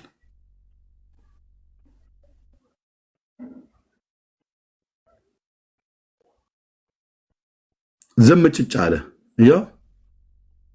ጸጥታ ሆነ ዝምታ ይላል ወገኔ። ጴንጤው ሲዘምር ጸጥታ ሆነ ዝምታ ይላል። ጸጥ ረጭ አለ። የታሳስ ገብርኤል አለ። ይሄን የጠላውን እየቆመቆመ ነው። አንድ ገብቶ ትክክል እኮ ነው የታሳስ ገብርኤል ያከበርንበት ብሎ ለማለት እንዴት እና ኤርሚያስ እንዴት ይግቡልህ? 5 መጽሐፍ ፊት ለፊት ደርድረህ ስታበቃ እንዴት ሆነው ይግቡልህ? ከሆነ እኔ ነኝ ያጠፋሁት ማለት ነው። 5 መጽሐፍ እርስ በርሱ የሚላተም 5 መጽሐፍ ፊት ለፊት አስቀምጠህ ህዝቡ እንዴት ይግባ? እንዴት ብሎ ያወራህ? ምክንያቱስ አንተ ያለ መጽሐፍ ያለ መረጃ አትመጣም። ገብርኤል አዳናቸው ብሎ የሚለውን አሜን ብለን ሳንጨርስ ሚካኤል ነው ይለናል። የሚካኤልን አሜን ብለን ሳንጨርስ ራጉኤል ነው ይለናል። የራጉኤልን አሜን ብለን ሳንጨርስ ኡራኤል ነው ይለናል። የኡራኤልን አመስግነን ሳንጨርስ ኪዳነ ምሕረት እመቤቴ ነች ይላል።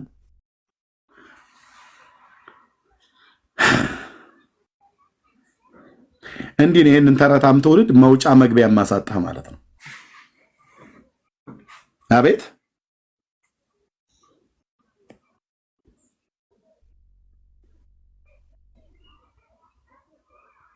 ተረት ውሸት እርስ በርሳቸው እንኳን የጻፉት እንኳን መጽሐፍ እርስ በርስ አይስማማ። አምስቱም በቤተክርስቲያኒቱ ነው የተጻፈው።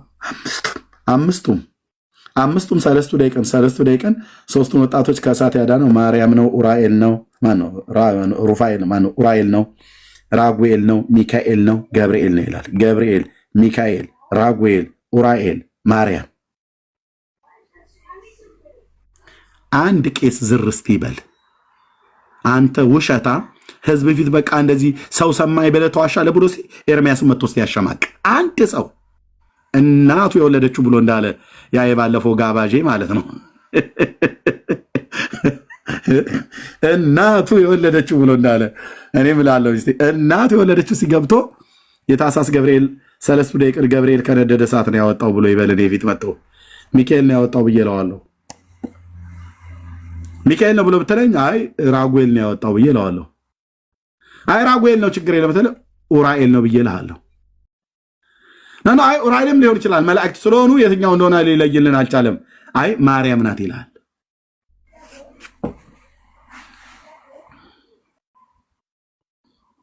እንደምናከብረው እኮ ኤርሚ እንዴ ህዝቡ እምባይ መጣያ ቦታ እንኳን ጠፍቶ ነጭ በነጭ ለብሶ የውሸት በዓል ሊያከብር ነው የወጣው ማለት ነው። እንዴት ውሸት ሆነ? አንደኛ ታሪኩ መጽሐፍ ቅዱስ ላይ ገብርኤል ነው አይልም።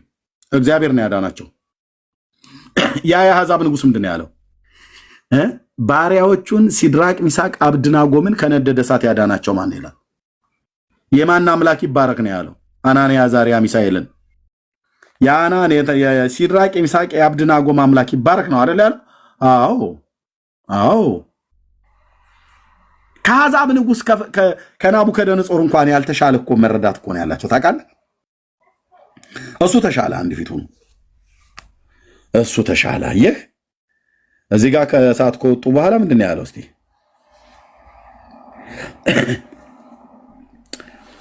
አነደደው፣ እሳት ውስጥ ገቡ። ከዛ ንጉሱ በዚያን ጊዜ ንጉሱ ናቡከደነጾር ተደነቀ። ፈጥኖም ተነሳ፣ አማካሪዎቹ 3 ሰዎች አስረን በእሳት ውስጥ ጥለን አልነበረምን ብሎ ተናገራቸው። እነሱም ንጉሥ ሆይ እውነት ነው ብለው መለሱለት፣ ለንጉሱ መለሱለት። እርሱም እነሆ እኔ የተፈቱ በእሳቱ መካከል የሚመላለሱ 4 ሰዎች አያለው። ናቡከደነጾር 4 ሰዎች አያለው አለ።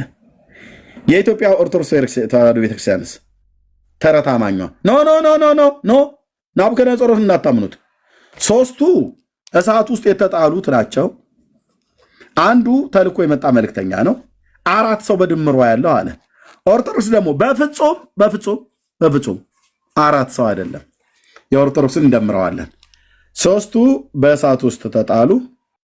ያ አንደኛው ተብሎ የተባለው አንድ አይደለም 5 ነው። ኦርቶዶክስ 3 ሰዎች በእሳት ውስጥ ተጥለው ነበር። ማርያም ነች እሳት ውስጥ ልታድናቸው የመጣችው አይደለም። ኡራኤል ነው የመጣው አይደለም። ራጉኤል ነው የመጣው አይደለም። ሚካኤል ነው የመጣው አይደለም። ገብርኤል ነው የመጣው። በድምሩ 5። ስለዚህ በድምሩ ስንት ናቸው? በእሳት ውስጥ ያያቸው ኦርቶዶክስ ያየቻቸው ስንት ነው? 8። ናቡከደነጾር ያያቸው ስንት ነው? 3 ሲደመር 1 4። አሁን ኦርቶዶክስና ናቡከደነጾርን ነው ማገናኘት። ናቡከደነጾር ንጉሱ እዛ እሳት ውስጥ የጣለ 4 ሰው ነው ያየለ። ኦርቶዶክስ ደግሞ የለም፣ በፍጹም 3ቱ አሉ። በ3ቱ ውስጥ ማርያም አለች፣ ራጉኤል አለ፣ ኡራኤል አለ፣ ሚካኤል አለ፣ ገብርኤል አለ ብላለች። this is ኦርቶዶክስ ቆንጅዬ ተረት።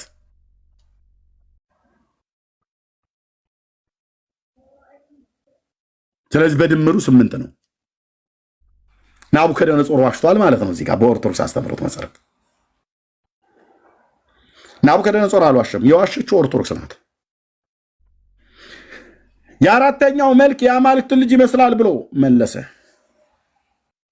የዛን ጊዜ ናቡከደነጾር ወደሚነደው ወደ እቶኑ እሳት ቀርቦ እናንተ የልዑል አምላክ ባሪያዎች ሲድራቅና ሚሳቅ አብድናጎም ኑ ውጡ ብሎ ተናገራቸው። ሲድራቅና ሚሳቅ አብድናጎም ከእሳት መካከል ወጡ። ከዛ አላቃጠላቸውም። ከዛ ምን አለ? ንጉሱ የተናገረውን ነው ማየት እንፈልገው። ናቡከደነጾርም የአሕዛብ ንጉስ መልአኩን የላከ ከአምላካቸውም በቀር ማንንም አምላክ እንዳያመልኩ ለእርሱም እንዳይሰግዱ ሰውነታቸውን አሳልፈው የሰጡትን የንጉሱን ቃል የተላለፉትን በእርሱ የታመኑትን ባሪያዎቹን ያዳነ የሲድራቅና የሚሳቅ የአብድናጎም አምላክ ይባረክ። መልአኩ ይባረክ አይደለም ያለው፣ መልአኩን የላከ ባሪያዎቹን ያዳነ የሲድራቅ የሚሳቅ የአብድናጎም አምላክ ያህዌ ማለት ነው ይባረክ ይላል። ማንን ብሎ የሚለው? ጴንጤው ነው። ኦርቶዶክስስ ገብርኤል ይባረክ ትላለች። አትባርከውም። ገብርኤልን ሲጀምር በውሸት ገብርኤልን ያዳናቸው ትላለች። በባቢሎን አውራጃ ላይ ተገልጦ ከእቶነ እሳት ያዳናቸው የራማው መልአክ ቅዱስ ገብርኤል በእውነት ወገኖቼ ለእናንተ የሚደርስላችሁ ይልላል። ዳርያስ ኮተታም ትውልድ ኮተትን ትውልድ ላይ ትጭናለህ። የሲድራቅ የሚሳቅ የአብድናጎም አምላክ ማን ነው? የእስራኤል አምላክ እግዚአብሔር ነው። ከዚህ ከአሕዛብ ንጉሥ እንኳን ያነሰ እኮ መረዳት ነው ያላቸው። ታውቃለህ? ክርስቲያንን ብለው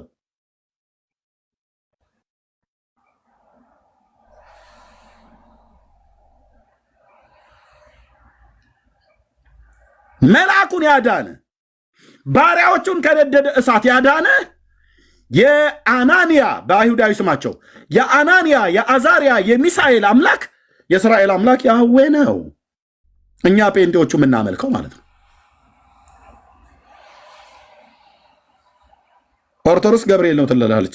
ናቡከደነጾርም አላለም፣ እግዚአብሔርም አላለም፣ ዳንኤልም አላለም። ኦርቶዶክስ አይ ገብርኤል ነው ትላለች። እሺ ገብርኤል ነው ብላ ህዝቡን እስከ ዛሬ ስታታልለው ኖረች። ድርሳነ ኪዳነ ምሕረት ላይ ማርያም ነው ትላለች። ሰለስቱ ደቂቅን ከነደደ እሳት ያዳናቸው ማርያም ነው።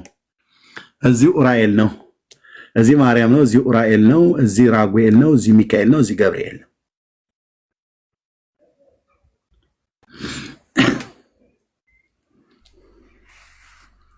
This is ኦርቶዶክስ። ዘራችሁን እና ትውልዳችሁን በእውነት ጌታ እግዚአብሔር ምስክሬ ነው የምላችሁ፣ ከዚች አሳሳች ከሆነች ቤተክርስቲያን ጠብቁ፣ ራሳችሁን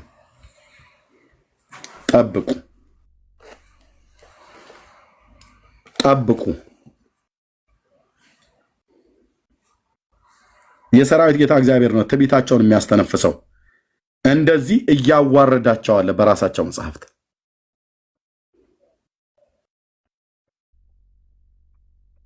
ኦኬ፣ ይህን ሁሉ የደረደረችው ለምንድን ነው? እግዚአብሔር ስሙ እንዳይጠራና እግዚአብሔር ስሙ እንዳይመሰገን። አናንያ አዛርያ ሚሳኤልን ከነደደ እሳት ያዳነ የዳንኤል አምላክ እግዚአብሔር ያድነኛል ብለህ እንዳትል ገብርኤል ነው፣ ማርያም ነው፣ ሚካኤል ነው፣ አርሴማ ነው፣ ቦርሶማ ነው፣ ከተማ ነው፣ አየለ ነው ብላ ትላለች። ከዚሁ ነውራቸው ጋር መጥተው አፋቸውን ጠራርገው እኛ ንጽሕት የሐዋርያቱን ሃይማኖት ጠብቀን የምንኖር ነን ብለህ ይላል። ተንከራተቱ። አሁን ከታች እያየኋቸው ነው፣ ዲያቆናት ሁሉ ጭምር ማለት ነው። ከገቡ ምን ሊመልሱ? 5 እሳተ ገሞራ ላው ላይ ያፈነዳበታለሁ። እንዲህ ነው ስታወሩ፣ እንደዚህ አውሩ በመረጃ 5 ቮልኬኖ ማለት ነው እሳተ ገሞራ። ይሄኛውን ሳፈነዳው ከ5.6 በላይ ሊፈነዳ ይችላል እላህ ላይ ማለት ነው። ይሄኛውን ደግሞ ሳፈነዳው ምናልባት ወደ 7.3 ሊደርስ ይችላል። አዎ አፈንዳ። ታዲያ ኤርሚያስ ተረት ብታፈነዳ ምን ታመጣለህ ብላችሁ ብትሉ ችግር የለም፣ ምንም ላይመጣ ይችል ይሆናል።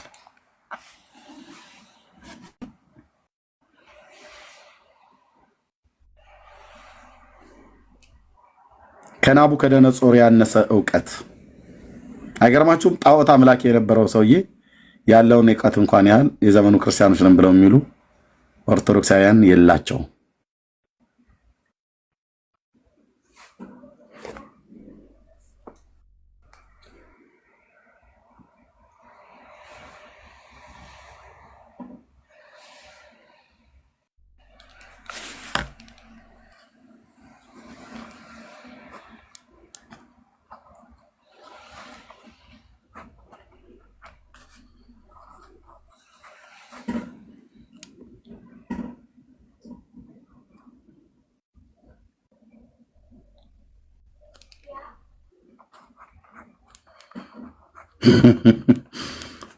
እንኳን ለቅዱስ ገብርኤል ዓመታዊ በዓል አደረሳችሁ፣ እንኳን አደረሳችሁ እየተባልክ እዛ እንትን ወሬ አታወራ። ገብርኤል አይደለም ታህሳስ 19 ብሎ በታህሳስ ወር ላይ ራሱ እዚህ ዘወርሃ ታህሳስ ላይ የገብርኤል ማለት ነው ከነደደ እሳት አዳናቸው ብሎ የሚል እኮ የለም። መርጌታ ቅድም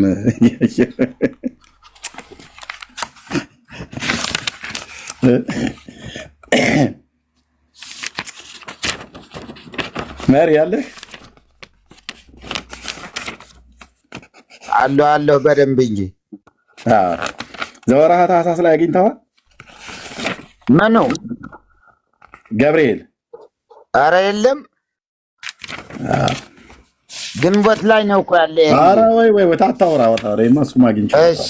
እሺ ዘወርሃ እንትንንም ይኸው ዜቆንም ይኸው አወራው። ዘወርሃ ግንቦት ላይ ነው ያለው። እኔ ልጠይቅ ነበረ ግን ነው እንዴ? ዜቆንም ይኸው ዜቆን አሁን አብሰራ ገብርኤል ነው በቃ ለማርያም አይደል? አዎ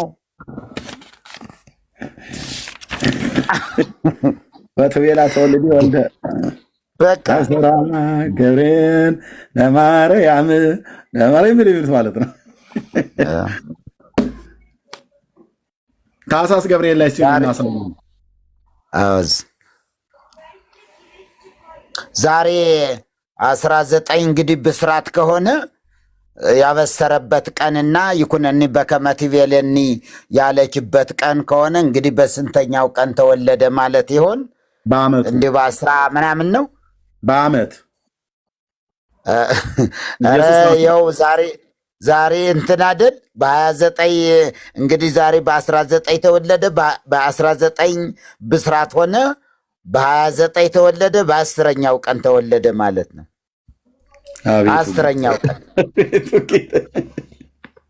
በ10ኛው ቀን ወይ ደግሞ አመት አንድ አመት ከ10 ቀን በቃ አለቀ። የሚቆጠረው እንደዛ ነው።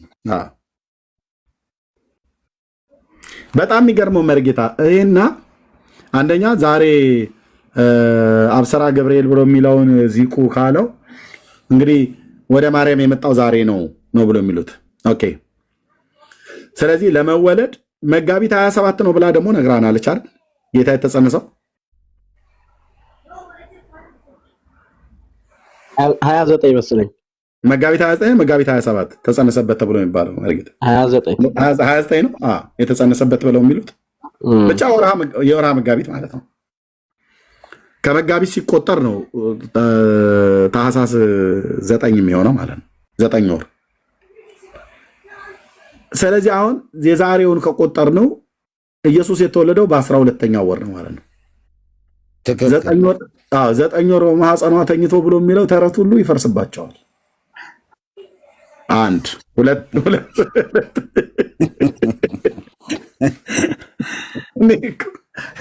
እኔ እኮ ወንድሞቼ እናቶቼ ልጆቿን አስወጥታ ጫት ቃሚ ትውልድ ብቻ ይዛ የቀረች ቤተክርስቲያን ማለት ነው።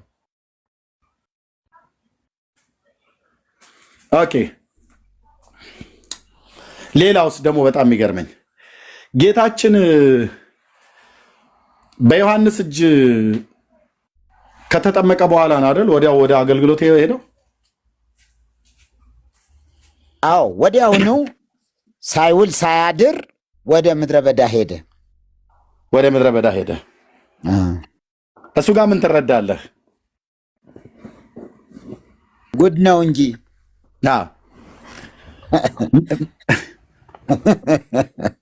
ወዲያውኑ ነው አይደል ወደ ምድረ በዳ የሄደው?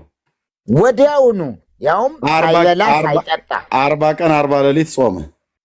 የካቲት 20 ይጨርሳል። አዎ የጥር 10 ጀምሮ የካቲት 20 ይጨርሳል። የካቲት 20 ጨረሰ። 23 ደግሞ ቃና ዘገሊላ ይሆናል። ኦርቶዶክስ ታዲያ ኩዳዴን አብይ ጾምን ለምን ኢየሱስ ወዲያው እንደ ጾመ ለምን አልጾም? በጥምቀቱ ማግስት ለምን አላረገችውም? እንዲሁ እንትን ነው ይሄ የሚበላ የመብል መጠጥ የሚበዛበት ሰርግ ድግስ የሚበዛበት ስለሆነ ወደዛ ትንሽ እናሸሸው ብለው ሊቃውንት ተመካክረው ነው ወደ መጋቢት ላይ እንዲሆን ያደረጉት። ጥር ወር የሰርግ ወቅት ነው።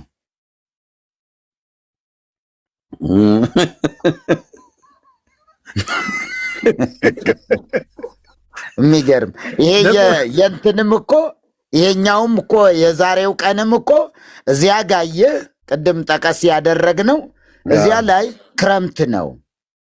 በጣም ገበሬው እንትን የሚልበት ነው። ድግስ ምናምን የለም። ስለዚህ ለድግስ እንዲመች ወደዚያ መጡት፣ ወደ ታኅሳስ መጡት። እኔ እኮ የእኛ ፓስተሮች ናቸው የፈዘዙት።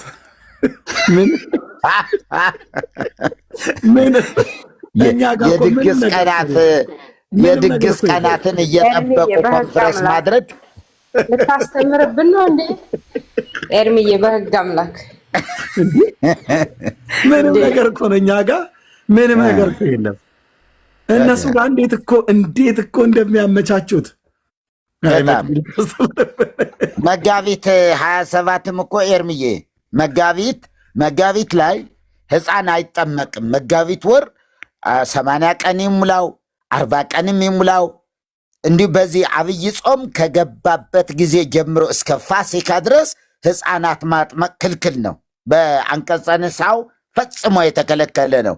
ያጠመቀ ቢኖር እንኳ እንዲወገዝ ነው እንትን የሚያዘው እና እዚያ ላይ ማህሌት መቆም ክልክል ነው። በዓል ማክበር ክልክል ነው። መጠጥ መጠጣት ክልክል ነው። እና ስለዚህ መድኃኔ ዓለም መጋቢት 27 መድኃኔ ዓለም ወዴት አመጡት? ወደ ጥቅምት 27። አሁን ጥቅምት 27 ምን ያደረገበት ነው ብንላቸው እዚህ በዓል ተሰቀለ የተሰቀለበት ነው የሚሉ መቼ? ጥቅምት 27። አንዱ ህዳር ሚካኤልን ሲጠርግ አግኝቸው ኮተቤ በነበርኩበት ሰዓት ያኔ ከሳቴ ብርሃን ነበር የነበርኩትኝና ከቤቴ ወጥቼ መጽሐፍ ቅዱስ ይዤ እየወጣሁ እያለሁ በር ላይ ይጠርጋል እና እዛ ጎረቤት ላይ እና ሰላም እንዴት አደርክ ወንድሜ ብዬ ስለው እንዴት ነህ ሰላም አደርክ ወይ እንኳን አደረሰህ አለኝ። እና ኦኬ ምንድነው ዛሬ ብዬ ስለው እንዴ ሚካኤል እኮ ነው ያመጡ አለኝ። ምን የሆነበት ቀን ነው ብዬ ስለው የሞተበት ቀን ነው አለኝ።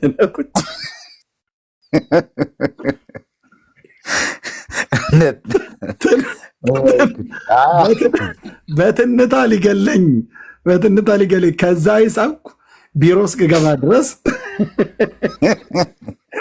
ያረፈበት የእርፈቱ ቀን ነው ብሎኝ የሞተበት ቀን ነው አለ።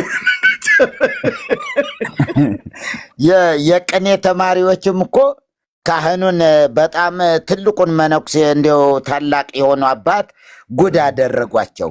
አባታችንና ዝክር ነበራቸውና አባታችን እንዲሁ ዛሬ ህዳር ሚካኤል እንዲያው ምን ያደረገበት ቀን ነው? ሚካኤል ምን የሆነበት ቀን ነው አሏቸው። ቆይሽ ነግራቸዋለሁ። ትንሽ እዛ ሽንቴን እንትን ብዬ ልምጣሉና እንግዲህ ደጅ ነው ያሉ ተማሪዎቹ።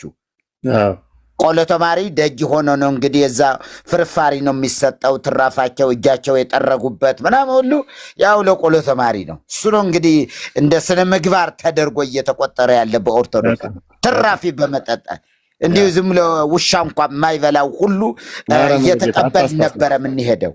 አታስታውሰኝ፣ እኔ ራሴ አውቀው የለ በጣም እና ተሜ ዛሬ ምንድነው የሚካኤል በዓል ምንድነው አሉ። በጣም ተናደዋል ተማሪዎች። ደግሞ እንዲው ስጧቸው እንጂ አለማለታቸው ለራሳቸው እየጨለጡ እዚያው እየተሞላላቸው እንዲሁ አይናቸው ቀልቶ እንደ እንትን መስሎ በርበሬ መስሎ በመጠጥ ብዛት ነው። እና እንዲያው ተሜ ምን የሆነበት ነው ዛሬ ሚካኤል አሏቸው። ሞቶ የተቀበረበት ቀን ነው አሏቸው። አውቀው ነው እኮ። ከዛ መጣው። እሺ የቅድሙ ጥያቄ ምን ነበር አሉ። ሚካኤል ምን የሆነበት ቀን ነው? ዛሬ ሞቶ የተቀበረበት ቀን ነው። ከዛ እንደዛ ሲሉ ውጭ ያሉ ተማሪዎች ጠቅላላ በጮት ምንድን ነው ሚካኤል እንዲሁ ሞቶ የተቀበረበት ቀን ነው ለካ ዛሬ እና ተገብረ ሚካኤል መዊቶ ተቀብራለ ባለቅኔው መዚያው እንዴ ወገኖች እሺ፣ ሰላም ለእናንተ ይሁን፣ ሰላም ለዚህ ቤት ይሁን። እንዴት አላችሁልኝ? የምወዳችሁ ወንድም እህቶቼ፣ ኤርሚዬ ወንድሜ፣ ቆሞስ ፋሬስ ቤካ እንኳን ተኝቶ ሊሆን ይችላል። መርጌታዬ እንዴት ነው? ደህና ነው ወይ? መቅዲ ሁላችሁንም ሰላም ብያለሁ። የኔ ጥያቄ ምንድነው? በተለይ እዚህ ሀገር በተለይ መርጌታ እንዲመልሱልኝ እፈልጋለሁ። በተለይ እዚህ ውጪ በውጭው ዓለም ማለት ነው ክርስትና ኦኬ እንትን ሰርግስ እንኳን እሺ በቀጠሮ ሊሆን ይችላል። ክርስትና ግን ልክ ጾም ሲፈታ ግር ብሎ ማዓት ክርስትና የሚሆነው ለምንድን ነው? ልጆቹ ሲወለዱ እንግዲህ በጾም የተወለደ በተለይ ረጅም ስለሆነ የጾም ቁጥራቸው ለምንድን ነው በጾም ወቅት የማይሆነው? ያ ክርስትናው እንዴት አድርገው ነው የሚያስተላልፉት? እንዴት ነው የሚያስተላልፉት? ወደ ፍስግ የሚያስተላልፉበት እንዴት ነው የጾም ወቅት ሲሆን? እኔ ራሴ ለኔ እንደዛ ነበረ። መንታ አይደል የወለድኩት ልጆቼ ወንድና ሴት አይደሉ? በጾም ነበር የወለድኩትና የናቲ ቶሎ ደረሰ 40 ቀኑ። ግን በቤቲ ላይ ነው እንትን ያደረጉት የበሉት። የዛን ቀን ምንም እንትና ለምንድን ነው ይሄንን የሚያስተላልፉት? ይሄ ነው ጥያቄ። ተባረኩ። ምንም ያውን የትርጉም ምናምን ነገር አያስፈልግም። ለመብላት ነው በቃ ወደዛ ያዞሩት። እህቴ የፍስክ ምስርና ሽሮ ሰላጣና ቆስጣ ከምታቀርቡ እንዲበላ ስለሚፈልግ በቃ ወደዛ አዞሩት ማለት ነው። ምንም እንትና አያደርግም። ለምሳሌ ማለፍ የለበትም ምናምን ነው የሚሉት። በቃ ኤርሚ ያለው ነው በቃ ለመብላት ሲባል ብቻ ጽፌልሻለሁ እንዴ ስጋ ስለሌለው ነው ብዬሻለሁ። አልሻት መቅዴ አዎ ብያታለሁ። እሺ ስጋ ስለሌለው ነው ብያታለሁ። ያ መቅዴ የቀደም አንዳንድ ቁጥር ስጽፍ እኔ ግን ኤርሚዬ አስገባኝ ያልኩህ በሆነ ምክንያት ነበርና መግባት ምፈልጌ አይደለም። ኔትወርክ እንትን ስለሆነ ከታችኝ መስዋዕት ነበር የፈለኩትና ግን በጣም የሚገርም ነገር ማለት እግዚአብሔር ምን ያክል ስራ ላይ እንዳለ ልነግራችሁ ስለፈለኩ ነው። እኔ ረፍት ቦታ ላይ ከወጣሁ 1 ወር ሆነኛልና በድንገት ወጥቼ ስራ ቦታ ላይ አልነበርኩም። 1 ወሬ ነውና ዛሬ ከወጣሁ እዚህ ቤት ከመጣሁኝ ጌታ ክብሩን ይሰድ። በእውነት እግዚአብሔር ለራሱ ሲፈልግ እንዴት እንደሚያሽከረክረን እኔ አላውቅም። እና የሚገርማችሁ ነገር እንግዲህ በሳውዲ ውስጥ ሆኖ በ1 ወር ውስጥ ከ20 ሰው ያላነሰ ሰው ወንጌል ሰብኬያለሁ። እግዚአብሔር ረድቶኝ ማለት ነው። እቅዱን አላማውን ባላውቅም በ3 ወር በ4 ወር ውስጥ የሚገርማችሁ ነገር እንደዚህ ይወጣለሁና 20 ሰው 30 ሰው ደግሞ አዳዲስ ሰዎች ናቸው የሚገጥሙ ማለት ያልሰሙ ደግሞ እንደዚህ በአካል በስልክ እንጂ በአካልን እንደዚህ ያልተነገሩ ሰዎች ምናምን የነበሩትን አይደለም የሚገጥመኝ አዳዲሶችን እግዚአብሔር እኔ አላውቅም አላማው ምን እንደሆነ አላውቅም። እኔ ግን ተመችቶኛል። ቤቱ ስለተመቸኝ ካንተ ጋር ሆኜ የትም ልሁን ብየዋለሁ ጌታንና በጣም የሚገርማችሁ ነገር ተመስጠው እኛ እኮ እንደዚህ በስልክ እንጂ በአካል ሰምተን አናውቅም። እስኪ ንገሪን። በጣም የሚገርማችሁ ነገር እኔ ብዙ ከተማርኩበት ልንገራችሁ። ክርስቲያኖች መጠንቀቅ ያለባችሁ ቦታ ላይ የምትጠነቀቁት የተሳሳቱ መምህራኖችን ሲጠይቁኝ እነዚህን እኮ እኛ ከልክለናል ስለናቸው ምን እንደሚሉ ልንገራችሁ። እሺ እነማንን እንስማ? ከናንተ ደህናዎቹ የትኛዎቹ ናቸው? አያችሁ ትሰማላችሁ። ግን አሰስገሰሱን እንኳን እንዳይሰሙ ይሄ እኮ ክልክል ነው፣ በእኛ የተከለከሉ ናቸው ካልኳቸው ምን እንደሚታወቃላችሁ? እሺ ትክክለኛዎቹ የትኛዎቹ ናቸው? ከናንተ ስንሰማ እንምረጣቸው። ኢየሱስ ጌታ ነው። በእውነት አባቴን አላፍርበትም።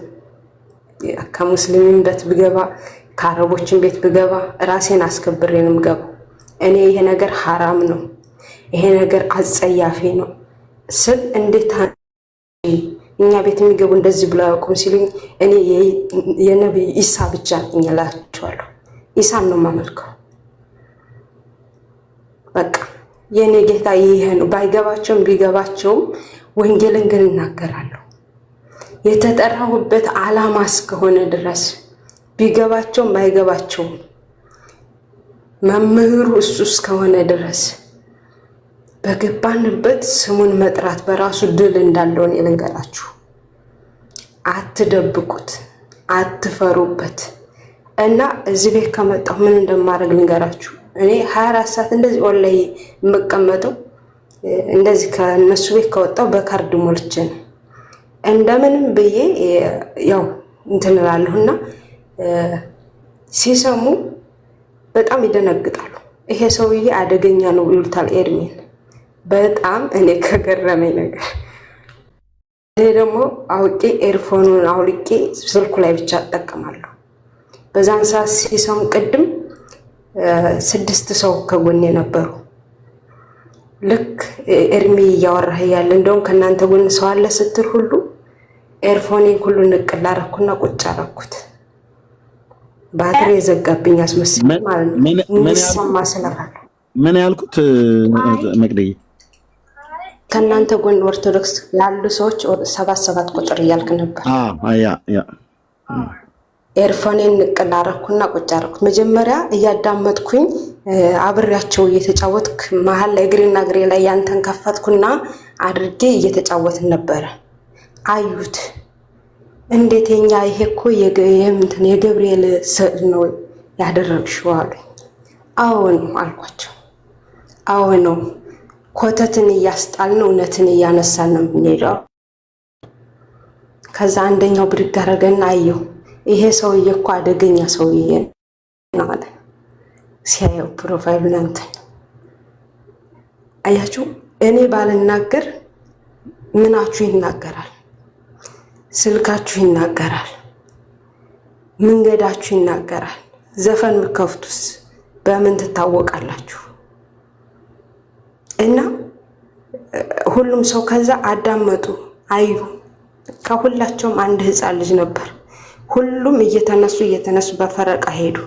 የመጨረሻው ግን አንድ ልጅ ቆይቶ አዳምጦ አንቺ እስቲ ፕሮፋይሉን ሊየው ምን አይነት ሰውዬ ነው የሚናገረው ብሎ አይቶ ሄደ። ግን ሰርች አድርጎ ለማየት ነው፣ ለማዳመጥ። ሁሉም ያዳምጣሉ። ግን የሚያዳምጡት ምግብ የተበላሸ እንዳይሆን የጠራ ትምህርት ማስተማር የጴንጤው ድርሻ። አንድ መልእክት ማስተላለፍ፣ የምታቀርቡት ምግብ እንዲበላ ንጹህ ምግብ ስሩ። አንሰማም አትበሉ፣ ትሰማላችሁ። ወንጌል ላይ የምትሰሩ እህቶች ወንድሞች፣ እኔ እግዚአብሔር ይመስገን ከጠራኝ ጀምሮ ለወንጌል እንደጠራኝ አምናለሁ። አሁንም ባልናገርም እግዚአብሔር ግን እየሰራ ነው። ከየትም እያሽከረከረ ከአመት እስከ አመት ወንጌል ሳልሰብክ ውያድሬ አላውቅም። እግዚአብሔር ክብሩን ለራሱ ይውሰድ።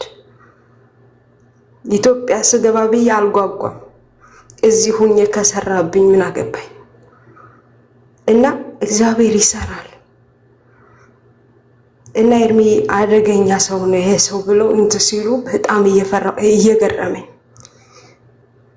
ባለፈው ብዙ ሰዎች እንደዚህ ቁጭ ብለው እያስተማርኳቸው እያለ አንደኛው መጣ። መሀል ላይ የሆነ ነገር ጣል ሲል ከኤርሚ የተማርኩትን ነገር እንገራችሁ። ብዙ ነገር ተምሬያለሁ። እኔ መጽሐፉን ሳላነሳላቸው ፈርተው በቃ አቁም የሚሉት ከኤርሚ አንድ ነገር ወስጃለሁ። ብዙ ነገር ተምሬያለሁ።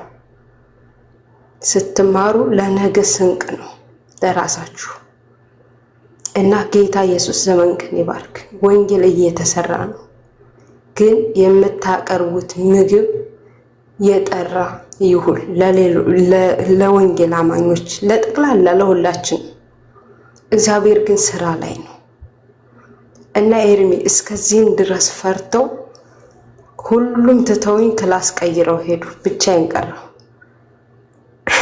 ምክንያቱም ገና ድምፅህን ሲሰሙት እንዳይበላሹ ይፈራሉ፣ ግን ከመስማት ደግሞ ወደኋላ ይሉ እና ይሄ ልል ነው። ተባረክ፣ ቀጥ። ይቅርታ ሰዓት ያዝኩ። አሜን አሜን። እህትየው መቅዲ ጌታ እግዚአብሔር ዘመንሽን ይባርክ። እንኳንም ጌታ ረዳሽ። አዎ በእርግጥ ጸጋ አለብሽ እና በርቺ። እንደውም ጊዜ ኔትወርካችሁ እኮ ሳውዲ እኮ አይሰራም። አንዳንዶቹ ላይ የሆነች እህት ነበረች፣ ደውላታለሁ ብዬ ደብረ ታቦር ልጅ ነበረች። ስደውል ደብረ ታቦር ገብታ ያገኘኋት አይ ቲንክ አሁን እዚህ የምትሰማ አይመስለኝም። አረብ ሀገር ላይ ሆና በጣም ነበር የምትቸገር። በጣም ነበር የሚያስቸግረኝ። ደጋግሜ ደውዬላት በኋላ ላይ ግን እዛ አይ ዶንት ኖ የሳውዲ ስልክ እናንተ ጋር ይሄ ዋትሳፕ በጣም ነው የሚያስቸግር። ግን በርቺ፣ ጌታ እግዚአብሔር ዘመንሽን ይባርክ። እንድታገለግሉ እዚህም እድል ሰጣችኋለሁ። ጸጋ ይብዛላችሁ። ስራማ እየተሰራ እንደሆነ ምንም ጥርጥር የለም። ወንድሞች እናቶች፣ ለሰው እዚህ ቀልድ ይመስለዋል። በጣም ብዙ ሰዎች የምንቀልድ ይመስላችኋል ወንድሞች እናቶች። በፍጹም እኮ ነው የምልህ። ቤተሰብ ከቤተሰብ ጋር ነው እየተነጋገረ ያለው። እርስ በርስ እየተነጋገረ ነው ያለው። በቤተ ክርስቲያን ውስጥ ሁሉ ጭምር ሳይቀር ማለት ነው። እዚህ በመረጃ እስካነሳን ድረስ አሁን ማን ገባ በዚህ ፕሮግራም? ኦኬ 3 ሰዓት ከ50 ደቂቃ ቆየሁኝ። ያውም ከልጆቼ ጋር እንደዚህ እያልኩ እየከለከልኳቸው ድምጻቸውንም እየሰማችሁ ማለት ነው። እና ገቡ አላወሩም። ቅድም አሳየን ብሎ ሲል የነበረ መረጃውን ሳሳየው ተወጣ። ስለዚህ ታኅሳስ ገብርኤል የሚባለው እውነቱን ልንገራችሁ በአባቶቼ አምላክ ፊት የውሸት በዓል ነው። ህዳር ሚካኤል የሚባለው የውሸት በዓል ነው። ብራዘር የውሸት በዓል ነው። ስታነብ እንደዚህ በኮንፊደንስ ትናገራለህ። ካላነበብክ ግን ካላወቅ በምን ትናገራለህ? ለዚህም ነው እዚህ ቤት አትግቡ ብለው የሚሏቸው ማለት ነው። ለምን አሁን አንዱም ከታች እየጻፈ ነበር። ጆ ነው ማነው የሚባለው ኦርቶዶክሳዊ ድሮ ገብቶ ያወራ ነበር። አዎ በዚሁ ከቀጠለ ኤርሚያስ ብዙ ሰው ያሳስታል ብሎ ከዚህ ቤትም እንደዚህ ነው ብሎ ያሉ።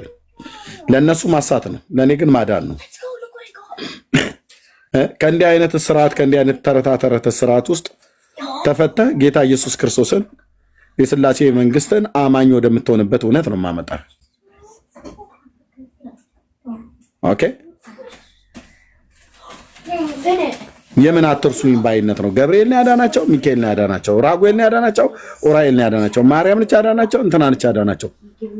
ምን አላላጠህ በቃ የአሕዛብ ንጉስ እንኳን ናቡከደነጾር የተናገረውን እንኳን አታምንም። የሲድራቅ የሚሳቅ የአብደናጎም አምላክ ይባረክ እኮ ነው ያለው። በቃ አምላክን አትባርክም? የተፈራውና የተመሰገነውን ጌታ የአብርሃም ይስሐቅ የያዕቆብን አምላክ የእስራኤልን አምላክ ልዑል እግዚአብሔር እሱን አታመልክም?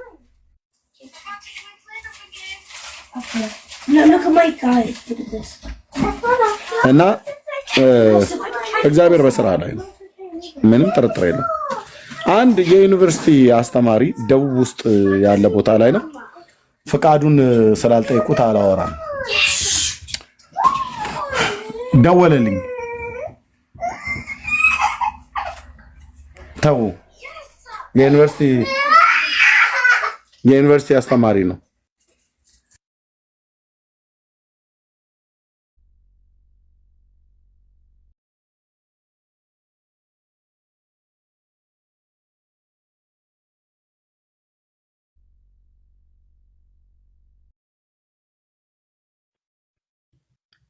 እኔ ጋር ነው ተቋርጠዋል።